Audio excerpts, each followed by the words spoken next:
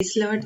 ദൈവനാമത്തിന് മഹത്വം ഉണ്ടാകട്ടെ. വീണ്ടും ഒരു പ്രാവശ്യം കൂടി നമുക്ക് ഈ ഒരു യോർ ഫോർ ജീസസ് പ്ലാറ്റ്ഫോമിലേക്ക് കടന്നു വരുവാൻ ദൈവം നമ്മെ സഹായിച്ചു. ദൈവത്തിന് സ്തോത്രം ചെയ്യുന്ന സ്തുതിക്കുന്നു. ഇത് നമ്മുടെ മധ്യത്തിൽ കടന്നു വന്നിരിക്കുന്നത് എഡ്വിൻ ബി വർഗീസ് ആണ്. ബൈബിൾ കോളേജിൽ പഠിക്കുന്നു. ഒരു പാസ്റ്റർ മകനാണ്. ജമ്മുവിൽ വർക്ക് ചെയ്യുന്നു. ഇപ്പോൾ ബൈബിൾ കോളേജ് ദെഹ്റാദൂണിൽ പഠിച്ചുകൊണ്ടിരിക്കുന്നു. ഒരുപാട് സാക്ഷ്യങ്ങളുണ്ട് പറയാൻ. ഞാൻ വിശ്വസിക്കുന്നു ഇന്നിവിടെ സാക്ഷ്യം പങ്കുവെക്കുമ്പോൾ ഇത് കേൾക്കുന്ന അനേകർക്ക് ഒരു ദൈവരാജ്യത്തിന് വേണ്ടിയിട്ട് ഉപയോഗിക്കപ്പെടുന്ന അനേക കുഞ്ഞുങ്ങൾക്ക് അതൊരു ഉപയോഗമായി തീരട്ടെ എന്ന് ഞാൻ പ്രാർത്ഥിക്കുന്നു. എഡ്വിന് ഇനി മുമ്പോട്ടുള്ള കാര്യങ്ങൾ എഡ്വിന് പരിചയപ്പെടുത്താം. ഞാൻ ചെറുതായിട്ട് പറഞ്ഞു എന്നേ ഉള്ളൂ. എഡ്വിന് ബൈബിൾ കോളേജിൽ എടുക്കാനുള്ള തീരുമാനങ്ങളും അവിടെ പോകുന്ന അനുഭവങ്ങളൊക്കെ ഒരുപാട് എനിക്ക് ചെറുതായിട്ടൊക്കെ എനിക്കറിയാം. എന്നാലും എഡ്വിൻ തന്നെ അത് പറയുന്നതായിരിക്കും. മുമ്പോട്ടുള്ള സമയങ്ങൾ എഡ്വിനെ ഞാൻ ക്ഷണിക്കുന്നു. എഡ്വിൻ്റെ പപ്പയും മമ്മിയും ജോയിൻ ചെയ്തിട്ടുണ്ട്. ഞാൻ പാസ്റ്ററിനെ എൻ്റെയും സ്വാഗതം ചെയ്തു കൊള്ളുന്നു. Praise Lord. എഡ്വിൻ്റെ ചേച്ചി ജോയിൻ ചെയ്തിട്ടുണ്ട്. MBBS പഠിച്ചു. എക്സാമിന് അപ്പിയർ ചെയ്യാൻ വേണ്ടിയിട്ട് വെയിറ്റ് ചെയ്യുകയാണ്. ഓക്കെ, ഇനി മുമ്പോട്ടുള്ള സമയങ്ങൾ ഞാൻ എഡ്വിന് ഹാൻഡ് ഓവർ ചെയ്യാണ്. So over to you Edwin. ദൈവനാമത്തിന് മഹത്വം ഉണ്ടാകട്ടെ. ഇന്ന് ഞങ്ങൾ എല്ലാവരോടും ഒപ്പം ഈ സൂം പ്ലാറ്റ്ഫോമിൽ കൂടെ ദൈവസന്നിധിയോട് അടുത്ത് വരുവാൻ ഞങ്ങൾ എല്ലാവരുടെയും കൂടെ ആയിരിക്കാനും വിശേഷാൽ എനിക്ക് ഈ അവസരം ഒരുക്കി തന്ന ഏഞ്ചൽ ചേച്ചിക്കാവട്ടെ, പാസ്റ്ററങ്ങൾ ആന്റിക്ക് വേണ്ടി എല്ലാവരോടും ഞാൻ എൻ്റെ നന്ദി രേഖപ്പെടുത്തുന്നു. ആദ്യം ആയിട്ട് ഏഞ്ചൽ ചേച്ചി എന്നോട് ഫസ്റ്റ് ഇതിന് ഇങ്ങനെ പറഞ്ഞപ്പോൾ ഞാൻ ഫസ്റ്റ് കേട്ടപ്പോൾ ഒന്ന് ചെറുതായിട്ട് ഷോക്കായി. ഞാൻ ഒന്ന് ഇങ്ങനെ ചിന്തിച്ചു, ഞാൻ എന്തോ പറയാനാണ്, ടെസ്റ്റ് മണി എന്ത് പറയുമെന്ന് വിചാരിച്ചു. പക്ഷെ അത് കഴിഞ്ഞപ്പോൾ ദൈവം മനസ്സിൽ തോന്നിപ്പിച്ചു, ദൈവമക്കളായ ദൈവം നമ്മുടെ ജീവിതത്തിൽ ചെയ്തത്, അത് ചെറുതാവട്ടെ വലിയതാവട്ടെ, നമ്മൾ അതിനെപ്പറ്റി പറയുന്നില്ലെങ്കിൽ ആരതിനെപ്പറ്റി പറയും. അപ്പോൾ എനിക്ക് തോന്നിയ എന്തുമാവട്ടെ എന്ന് ദൈവം എന്റെ ജീവിതത്തിൽ ചെയ്തത്, അത് ചെറിയ കാര്യമാവട്ടെ വലിയ കാര്യമാവട്ടെ, അതിനെ നിങ്ങൾ എല്ലാവരുടെയും ഇടയ്ക്ക് നിങ്ങൾ എല്ലാവരുടെയും കൂടെ അതിനെ പങ്കുവെക്കാം. ദൈവനാമം മഹത്വപ്പെട്ടതിന് വേണ്ടി അതിനെ ഞങ്ങളുടെ മധ്യത്തിൽ പങ്കുവെക്കാമെന്ന് ഞാൻ വിചാരിച്ചു. അങ്ങനെ ചേച്ചിനോട് പറയും. ചേച്ചി അതിനുള്ള അവസരങ്ങളെല്ലാം ഉണ്ടാക്കി തന്നു. ഞാൻ എന്നെ തന്നെ പറ്റി പറയുവാണെങ്കിൽ എൻ്റെ പേര് എഡ്വിൻ ബി വർഗീസ്. എൻ്റെ പപ്പേന്റെ പേര് ബിജു വർഗീസ്, മമ്മിന്റെ പേര് ബിജു വർഗീസ്. എനിക്ക് 2 സിബ്ലിങ്സ് ഉണ്ട്. മൂത്ത ചേച്ചിയാണ് ജെഫി, ചെറിയത് അനിയനാണ് എഫ്രേം ബി വർഗീസ്. ഞങ്ങൾ കുടുംബമായിട്ട് കഴിഞ്ഞ നീണ്ട 26 വർഷമായിട്ട് ജമ്മു കാശ്മീർ എന്ന ക്ഷേത്രത്തിൽ, അവിടെ ജമ്മു കാശ്മീരിന്റെ ബോർഡർ ഏരിയയിൽ അവിടെ ആയിരിക്കുന്നു. അവിടെ ദൈവനാമമഹിമയ്ക്ക് വേണ്ടി ദൈവവേലയോട് സംബന്ധിച്ച് അവിടെ ആയിരിക്കുന്നു. ദൈവം ഇത്രത്തോളം നടത്തി, ഇത്രത്തോളം ദൈവം ബലപ്പെടുത്തി, ദൈവം വഴി നടത്തിയതായി ദൈവത്തിനെ സ്തുതിക്കുന്നു. എല്ലാവരും പറയുന്ന പോലെ എൻ്റെ ജീവിതത്തിലും ഒരു നല്ലൊരു ഫാമിലിയെ ദൈവം എനിക്ക് ദാനമായി തന്നു. എൻ്റെ പപ്പയാവട്ടെ, എൻ്റെ മമ്മിയാവട്ടെ, എൻ്റെ കൂടപ്പറപ്പുകളാവട്ടെ, എല്ലാം ഞാൻ വിചാരിച്ചതിൻ്റെ കാട്ടിലും നല്ലതായിട്ട് എനിക്ക് കിട്ടാവുന്നതിൽ ബെസ്റ്റ് ഫാദർ മദർ സിബ്ലിങ്സിനെ ദൈവം എൻ്റെ ജീവിതത്തിൽ ദാനമായി തന്നു. അതിനായി ഞാൻ എന്നും ദൈവത്തിനെ സ്തുതിക്കുന്നു. ആദ്യമായി പറയുവാണെങ്കിൽ എൻ്റെ പപ്പയ്ക്ക് കിട്ടിയ വിഷൻ പ്രകാരം, പപ്പ ബൈബിൾ കോളേജിൽ നിന്ന് പഠിച്ചിറങ്ങിയപ്പോൾ പപ്പയ്ക്ക് നോർത്ത് ഇന്ത്യയില് മിനിസ്ട്രി ചെയ്യണമെന്ന് പപ്പയ്ക്ക് വിഷൻ കിട്ടാനും, പപ്പ അതിന്റെ പ്രകാരം പപ്പ നോർത്ത് ഇന്ത്യയില് നമ്മുടെ PN തോമസ് അപ്പച്ചന്റെ ഓർഗനൈസേഷൻ KEFന്റെ കൂടെ ജോയിൻ ചെയ്ത് ഉധംപൂർ എന്ന ക്ഷേത്രത്തിൽ, ജമ്മു കാശ്മീരിലെ കുറച്ച് ഹില്ലി ഏരിയയിൽ ഉള്ള ഒരു സ്ഥലമാണ് ഉധംപൂർ എന്നുള്ളത്, അവിടെ കുറച്ച് നാള് ആയിരിക്കാനും അവിടെ അവരുടെ കൂടെ ദൈവവേലയിലായിരുന്നപ്പോൾ പപ്പയ്ക്ക് ദൈവം കൊടുത്ത ഗൈഡൻസ് പ്രകാരം ദൈവം പപ്പനോട് ഞങ്ങളുടെ ജമ്മു കാശ്മീരിലെ തന്നെ സൈക്കലാൻ പിണ്ടി, ആർഎസ്പുര എന്ന് പറയുന്നത് തന്നെ അതൊരു ബോർഡർ ഏരിയ ആണ്. അതിന്റെയും കൂടുതൽ ഇന്റീരിയർ ആയിട്ടുള്ള ഒരു സ്ഥലമാണ് ഈ സൈക്കലാൻ പിണ്ടി എന്ന്. അവിടെ പപ്പയും മമ്മിയും കൂടെ പോകുവാൻ ദൈവം അവരെ അവിടെ അയച്ചു. അവരവിടെ ആയി ഇരുന്നു. അനേക വെല്ലുവിളികൾക്ക് നടുവിൽ ആയി അവിടെ ദൈവവേല കഴിഞ്ഞ് നീണ്ട 26 വർഷമായിട്ട് അവിടെ ആയിരിക്കാൻ ദൈവം സഹായിച്ചു. അവിടെ തന്നെ ഞാൻ ജനിപ്പാനും അവിടെ ഞാൻ വളരുവാൻ ഞാൻ ജനിച്ചതും വളർന്നതും എല്ലാം ജമ്മു കാശ്മീരിലാണ്. ഞങ്ങളുടെ വീട്, ഞങ്ങൾ വേല ചെയ്യുന്ന സ്ഥലം എന്ന് വെച്ച് കഴിഞ്ഞാൽ ഞങ്ങളുടെ വീട്ടിൽ നിന്ന് ബോർഡർ എന്ന് പറയുന്നത്, പാകിസ്ഥാന്റെ ബോർഡർ എന്ന് പറയുന്നത് വെറും 5 കിലോമീറ്റർ മാത്രമാണ്. അപ്പോൾ ഞാൻ ചെറുപ്പം മുതലേ ആയിരിക്കുമ്പോൾ ഈ ഫയറിങ്ങിന്റെ ശബ്ദവും ഇതെല്ലാം കേട്ടാണ് വളർന്നത്. അപ്പൊ ഇവിടെ പോലും തമാശയിൽ ബൈബിൾ കോളേജ് വന്നതിന് ശേഷം പോലും തമാശയിൽ പിള്ളേർ ഇങ്ങനെ പറയാറുണ്ട്, എഡ്വിനെ കൂടുതൽ കളിയാക്കണ്ട, അടുത്ത പ്രാവശ്യം എഡ്വിൻ വരുമ്പോൾ ജമ്മുന്ന് ചിലപ്പോൾ ബോംബുമായിട്ടായിരിക്കും വരുന്നത്, അവന് കൂടുതൽ കളിയാക്കരുതെന്നൊക്കെ തമാശ പറയാറുണ്ട്. എല്ലാത്തിനുമായിട്ട് ദൈവത്തിനെ സ്തുതിക്കുന്നു. ദൈവം അങ്ങനെ പപ്പയ്ക്ക് ദർശനം കൊടുത്ത് ഞങ്ങൾ എല്ലാവരും അവിടെ ആയിരിക്കാനും ദൈവം ഇത്രത്തോളം ഞങ്ങൾ എല്ലാവരെയും നടത്തി, ഇത്രത്തോളം ഞങ്ങളെ അവിടെ ആക്കിയിരുന്നു. അപ്പോൾ ഞങ്ങൾക്ക് അവിടെ ഒരു ചെറിയൊരു മിഷണറി സ്കൂളുമായി തുടങ്ങുവാനും അത് മുഖാന്തരം അനേക പൈതങ്ങളെ പഠിപ്പിക്കുവാനും അത് മുഖാന്തരം ദൈവവചനം അവരുടെ മധ്യത്തിൽ എത്തിക്കുവാനും ഒക്കെ ദൈവം ഞങ്ങളെ സഹായിച്ചു. അപ്പോൾ എൻ്റെ ചെറുപ്പകാലം എന്ന് പറഞ്ഞാൽ ഞാൻ ഈ പറഞ്ഞ പോലെ തന്നെ ഈ ബോർഡർ ഏരിയയിലായതുകൊണ്ട് നമ്മൾ ഈ വില്ലേജിൽ ഇന്റീരിയർ ഏരിയയിൽ ആൾക്കാരുടെ ഇടയ്ക്കായിരുന്നു. അപ്പൊ ചെറുപ്പം മുതൽ ഇതുപോലെ ഫയറിന്റെ ശബ്ദവും ഇതുപോലെ ഓരോ പ്രശ്നങ്ങളും, അതിലുപരി ഒരു പാസ്റ്ററിന്റെ മോനായിട്ട് ജനിച്ചുകൊണ്ട് ഒബ്വിയസ്ലി ഒരു ടിപ്പിക്കൽ പാസ്റ്ററിന്റെ മക്കൾ എങ്ങനെയാണ് വളർന്നു വരുന്നത് അതേപോലെ തന്നെ അത്യാവശ്യം ബുദ്ധിമുട്ടുകളും അത്യാവശ്യം കഷ്ടപ്പാടുകളും, അതിലുപരി നമ്മൾ പറയുമല്ലോ ഈ വളർന്നു വരുമ്പോൾ നമ്മുടെ പാരന്റ്സ് നമ്മളെ വളർത്തി വരുന്ന ഒരു രീതി ഉണ്ടല്ലോ, അതുപോലെ ഒരു പാസ്റ്ററിന്റെ മക്കൾ എങ്ങനെയാണോ വളർന്നു വരുന്നത്, ഞങ്ങൾ 3 പേരാവട്ടെ, ഞാനാവട്ടെ, ചേച്ചിയാവട്ടെ, അനിയനാവട്ടെ, ഞങ്ങൾ 3 പേരും പപ്പയും മമ്മയും ആ രീതി വളർത്തിക്കൊണ്ട് വന്നു. അപ്പൊ എന്റെ ചൈൽഡ്ഹുഡിനെ പറ്റി പറയുവാണെങ്കിൽ ഞാൻ പഠിച്ചത് ഞങ്ങൾ തന്നെ ആ സ്വന്തം സ്കൂളിലാണ്. അപ്പോൾ എന്റെ ചൈൽഡ്ഹുഡിനെ പറ്റി പറയുവാണെങ്കിൽ ഞാൻ അവിടെ സ്വന്തം സ്കൂളിൽ ഞങ്ങൾ പഠിച്ചുകൊണ്ടിരിക്കുമ്പോൾ എങ്ങനെയായിരുന്നു വെച്ച് കഴിഞ്ഞാൽ എന്റെ വീടിന്റെ തൊട്ടടുത്താണ് സ്കൂള്. അപ്പോൾ മലയാളത്തിൽ നമ്മൾ പറയുവാണെങ്കിൽ ഞാൻ ഒന്ന് സ്ലിപ്പായി കഴിഞ്ഞാൽ നേരെ സ്കൂളിന്റെ അകത്തോട്ട് വീഴുന്ന അവസ്ഥയിലായിരുന്നു ഞങ്ങൾ 3 പേരും അയക്കൊണ്ടിരുന്നത്. അപ്പൊ പിള്ളേരൊക്കെ എപ്പോഴും എന്നോട് പറയുമായിരുന്നു, നിനക്ക് സുഖമാണല്ലോ, എത്ര തണുപ്പുണ്ടെങ്കിലും കുഴപ്പമില്ല, കട്ടിലേൽ നിന്ന് നേരെ എഴുന്നേക്കുക, ക്ലാസ്സിൽ നിന്ന് നേരെ പോവുക കട്ടിലേലോട്ട്, ഇത്ര ഉള്ളല്ലോ എന്നൊക്കെ പിള്ളേർ എന്നോട് പറയുമായിരുന്നു. അപ്പൊ അതുപോലെ അവിടെ 10th ക്ലാസ് വരെ അവിടെ പഠിപ്പാനെല്ലാം ദൈവം സഹായിച്ചു, അവിടെ ആയിരിക്കാനും. അപ്പൊ അവിടുത്തെ അറ്റ്മോസ്ഫിയർ എന്ന് വെച്ച് കഴിഞ്ഞാൽ അവിടെ നമ്മള് പ്രിൻസിപ്പളിന്റെ മക്കളും നമ്മളുടെ പപ്പയും മമ്മിയും ഒക്കെ പഠിപ്പിക്കുന്നതുകൊണ്ട് നമ്മളെ എല്ലാവർക്കും അത്യാവശ്യം പേടിയും ഭയവും അങ്ങനെയൊക്കെ ആയിരുന്നു. അപ്പോ നമ്മൾ ആ രീതിയിൽ അവിടെ ഇങ്ങനെ പഠിച്ചു വളർന്നു വന്നു. അപ്പോ എന്റെ ചൈൽഡ്ഹുഡ് എന്ന് വെച്ച് കഴിഞ്ഞാൽ ഞാൻ ചെറുപ്പത്തിൽ എനിക്ക് ഈ പ്രാർത്ഥിക്കുന്ന ഇങ്ങനത്തെ ശീലമൊന്നും ഇല്ലായിരുന്നു. പക്ഷെ പപ്പയെ പേടിച്ചുകൊണ്ട് പപ്പ എന്നോട് ചെറുപ്പത്തിൽ ഇങ്ങനെ എന്നും ചോദിക്കുമായിരുന്നു, പ്രാർത്ഥിച്ചോടാ, എടാ ബൈബിൾ വായിച്ചോടാ, എടാ നീ രാവിലെ പ്രാർത്ഥിച്ചോ, പഠിക്കാതിരിക്കുന്നതിന്റെ മുമ്പേ പ്രാർത്ഥിച്ചോ. അപ്പോ ചെറുപ്പത്തിൽ പപ്പയെ പേടിച്ചുകൊണ്ടൊക്കെ ഞാൻ പ്രാർത്ഥിക്കുക അങ്ങനെയൊക്കെ ചെയ്യുമായിരുന്നു. അപ്പോൾ ഞാൻ അങ്ങനെ ചെറുപ്പത്തിൽ പറയുവാനാണെങ്കിൽ ചെറുപ്പത്തിൽ എല്ലാരും നോക്കുമ്പോൾ എഡ്വിൻ രാവിലെയും പ്രാർത്ഥിക്കുന്നവനാണ്, എഡ്വിൻ വൈകുന്നേരം പ്രാർത്ഥിക്കുന്നവനാണ്, ഫാമിലി പ്രേയറിന് എഡ്വിനെ കാണാം, ഏത് മീറ്റിങ്ങിന് പോയാലും പപ്പേന്റെ മമ്മീനും കൂടെ എഡ്വിനെ കാണാം. അതെല്ലാം ചെയ്തുകൊണ്ടിരുന്നത് പപ്പേനെ പേടിച്ചുകൊണ്ടായിരുന്നു. ബിക്കോസ് പപ്പ സ്ട്രിക്റ്റ് ആയിരുന്നു. പപ്പയ്ക്ക് സ്പിരിച്വൽ ലൈഫ് ഭയങ്കര പപ്പ ഇമ്പോർട്ടൻസ് കൊടുക്കുന്ന ആളായിരുന്നു. പപ്പ ആവട്ടെ മമ്മി ആവട്ടെ അവർക്ക് സ്പിരിച്വൽ ലൈഫ് ഭയങ്കര ഇമ്പോർട്ടൻസ് ഉള്ള കാര്യമായിരുന്നു. അവരെപ്പോഴും സ്പിരിച്വൽ ലൈഫിന് കൂടുതൽ ഇമ്പോർട്ടൻസ് കൊടുത്തുകൊണ്ട് ഞങ്ങളെ വളർത്തിയെടുത്തവരാണ്. അപ്പോൾ ഞങ്ങളുടെ ലൈഫ് എപ്പോഴും അങ്ങനെയായിരുന്നു. അപ്പോൾ ചെറുപ്പം മുതലേ എൻ്റെ ഉള്ളിൽ ദൈവവേലയ്ക്കും അതിനെല്ലാം ഉള്ള ഒരു ആഗ്രഹം കിടപ്പുണ്ടായിരുന്നു. അപ്പോൾ ഞാൻ എപ്പോഴും പപ്പേനോട് പറയുമായിരുന്നു, പപ്പ എന്ത് ചെയ്താലും വലിയതാകുമ്പോൾ എനിക്ക് എന്തായാലും ദൈവവേല ചെയ്യണം എന്നൊരു ആഗ്രഹമുണ്ട്. പപ്പ പറയായിരുന്നു, അങ്ങനെ ഉണ്ടെങ്കിൽ നീ പ്രാർത്ഥിക്കുക, ദൈവം ഉപയോഗിക്കും. പക്ഷെ ഞാൻ പറയായിരുന്നു, പക്ഷെ എനിക്കത് ചെയ്യുന്നതിന് മുമ്പേ കുറച്ച് ജോലി ചെയ്യണം, കുറച്ച് കാശൊക്കെ സമ്പാദിക്കണം, എന്നിട്ട് ദൈവവേല ചെയ്യണം എന്നാണ് ആഗ്രഹം. നേരെ ദൈവവേലയിലോട്ട് പോകാൻ എനിക്ക് വലിയ താല്പര്യമില്ല. നിങ്ങൾ പപ്പ എന്തായാലും നീ ഇപ്പോ അതിനെക്കുറിച്ചൊന്നും ചിന്തിക്കാതെ നീ പ്രാർത്ഥിക്കുക. അപ്പോൾ അങ്ങനെ തന്നെ എന്റെ ജീവിതം ഇങ്ങനെ ഒരു 6th ക്ലാസ് വരെ ഞാൻ ഇതുപോലെ ഇങ്ങനെ പോകാം. അപ്പോൾ എന്നും പ്രെയർ എന്ന് വെച്ച് കഴിഞ്ഞാൽ ഞാൻ എന്നും പ്രാർത്ഥിക്കുന്നുണ്ട്. എന്റെ പേഴ്സണൽ പ്രെയർ ലൈഫ് പുറത്തുനിന്ന് കാണുന്ന ഒരാൾക്ക് തോന്നുക എഡ്വിൻ നല്ലൊരു പ്രെയർ ലൈഫ് ഉള്ളവനാണ്. പക്ഷെ ആ സമയത്ത് എന്റെ പ്രെയർ എന്ന് വെച്ച് കഴിഞ്ഞാൽ രാവിലെ എഴുന്നേൽക്കുക, എങ്ങനെയെങ്കിലും പറ്റുന്ന സ്പീഡിൽ, എത്ര സ്പീഡിൽ പറ്റും അത്ര സ്പീഡിൽ ഒരു ചാപ്റ്റർ വായിച്ചു തീർക്കുക, അതിന്റെ ആളുടെ സ്പീഡിൽ ദൈവസന്നിധിയിൽ ഇരിക്കുക, അതിന്റെ ആളുടെ സ്പീഡിൽ എങ്ങനെയൊക്കെ എത്രയൊക്കെ വിഷയം ഒരു 15 മിനിറ്റിന്റെ അകത്ത് എത്ര വിഷയങ്ങൾ പ്രാർത്ഥിച്ചു തീർക്കാൻ പറ്റുമോ അത്ര വിഷയം പ്രാർത്ഥിച്ചു തീർക്കുക. എഡ്വിന്റെ പ്രാർത്ഥന അവിടെ തീർന്നു. അങ്ങനത്തെ ജീവിതമായിരുന്നു എന്റെ. ഒരു 6th ക്ലാസ് വരെ ഞാൻ ഇത് തന്നെ കണ്ടിന്യൂ ചെയ്തുകൊണ്ടിരുന്നു. എന്നോട് പ്രാർത്ഥിച്ചോന്ന് ചോദിച്ചു. പപ്പ പ്രാർത്ഥിച്ചു, പ്രാർത്ഥിച്ചു പപ്പ, ബൈബിൾ വായിച്ചു, പ്രാർത്ഥിച്ചു. അതൊരു ഡ്യൂട്ടി പോലെ ഞാൻ ചെയ്തു തീർക്കുമായിരുന്നു. പക്ഷെ 6th ക്ലാസ് വെച്ച് എന്റെ ജീവിതത്തിൽ എന്ത് സംഭവിച്ചെന്ന് വെച്ചാൽ അവിടെ ഒരു പാസ്റ്റേഴ്സ് മീറ്റിംഗ് ഉണ്ടായി. അപ്പോൾ ചെറുപ്പം മുതലേ അപ്പൊ അതിന്റെ മുമ്പ് എന്ന് വെച്ചാൽ ചെറുപ്പം മുതലേ എന്നോട് ഈ അനേകർ ഇങ്ങനെ പ്രോഫസി പറഞ്ഞിട്ടുണ്ട്, നിന്നെ ദൈവം തെരഞ്ഞെടുത്തതാണ്, നീ ദൈവവേലയ്ക്ക് വേണ്ടി തിരഞ്ഞെടുക്കപ്പെട്ടവനാണ്, നിനക്ക് ദൈവ പദ്ധതി ഉണ്ട്, ദൈവം നിന്നെ ഉപയോഗിക്കാൻ ആഗ്രഹിക്കുന്നു. അപ്പൊ എന്റെ ജീവിതം എങ്ങനെയായിരുന്നു വെച്ചാൽ എന്നും ആ പ്രോഫസി കേട്ട് അത് കഴിഞ്ഞിട്ടുള്ള ആ ഒരാഴ്ചയിൽ എന്റെ പ്രെയർ ലൈഫിൽ ഭയങ്കര മാറ്റങ്ങളായിരിക്കും. ബിക്കോസ് ആ പ്രോഫസി എന്റെ മൈൻഡിൽ എപ്പോഴും കിടക്കും. അപ്പോൾ ഞാൻ ആ ഒരാഴ്ച എന്ന് വെച്ച് കഴിഞ്ഞാൽ എന്റെ 15 മിനിറ്റത്തെ പ്രാർത്ഥന 1 മണിക്കൂറാകും.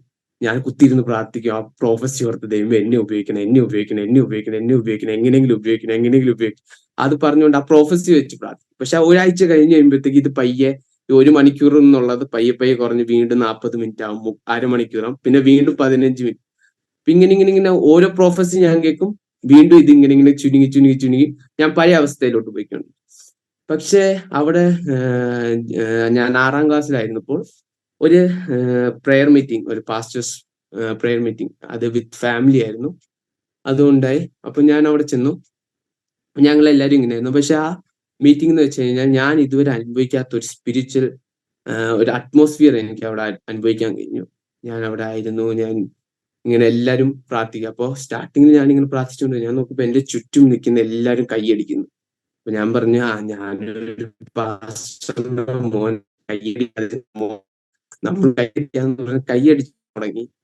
കുറച്ച് കഴിഞ്ഞപ്പോഴത്തേക്ക് ഞാൻ തുടങ്ങി, പക്ഷെ എനിക്ക് കൈയടി നിർത്താൻ പറ്റുന്നില്ല. ആരും എന്നെ പിടിച്ച് കൈയടിപ്പിക്കുന്ന പോലെ എനിക്ക് ഫീൽ ചെയ്യുന്നു. ഞാൻ കണ്ണടച്ച് നിൽക്കുക. കുറച്ച് കഴിഞ്ഞപ്പോഴത്തേക്ക് എന്റെ കാലും എല്ലാം കൂടെ ഷിവർ ചെയ്യുന്നു. എന്നെ ഇങ്ങനെ ആരും ഈ കാറ്റത്ത് എന്നെ പൊക്കി നിർത്തുന്ന പോലെയൊക്കെ എനിക്ക് ഫീൽ ചെയ്തു. ഞാനിപ്പോ ആദ്യം വിചാരിച്ചു തണുത്തിട്ട് വല്ലായിരിക്കും, തണുപ്പിന്റെ സമയമായിരുന്നു. അപ്പൊ ഞാൻ വിചാരിച്ചു തണുത്തിട്ട് വല്ലതും കാല് കിടന്ന് എന്റെ വിറച്ചായിരിക്കും.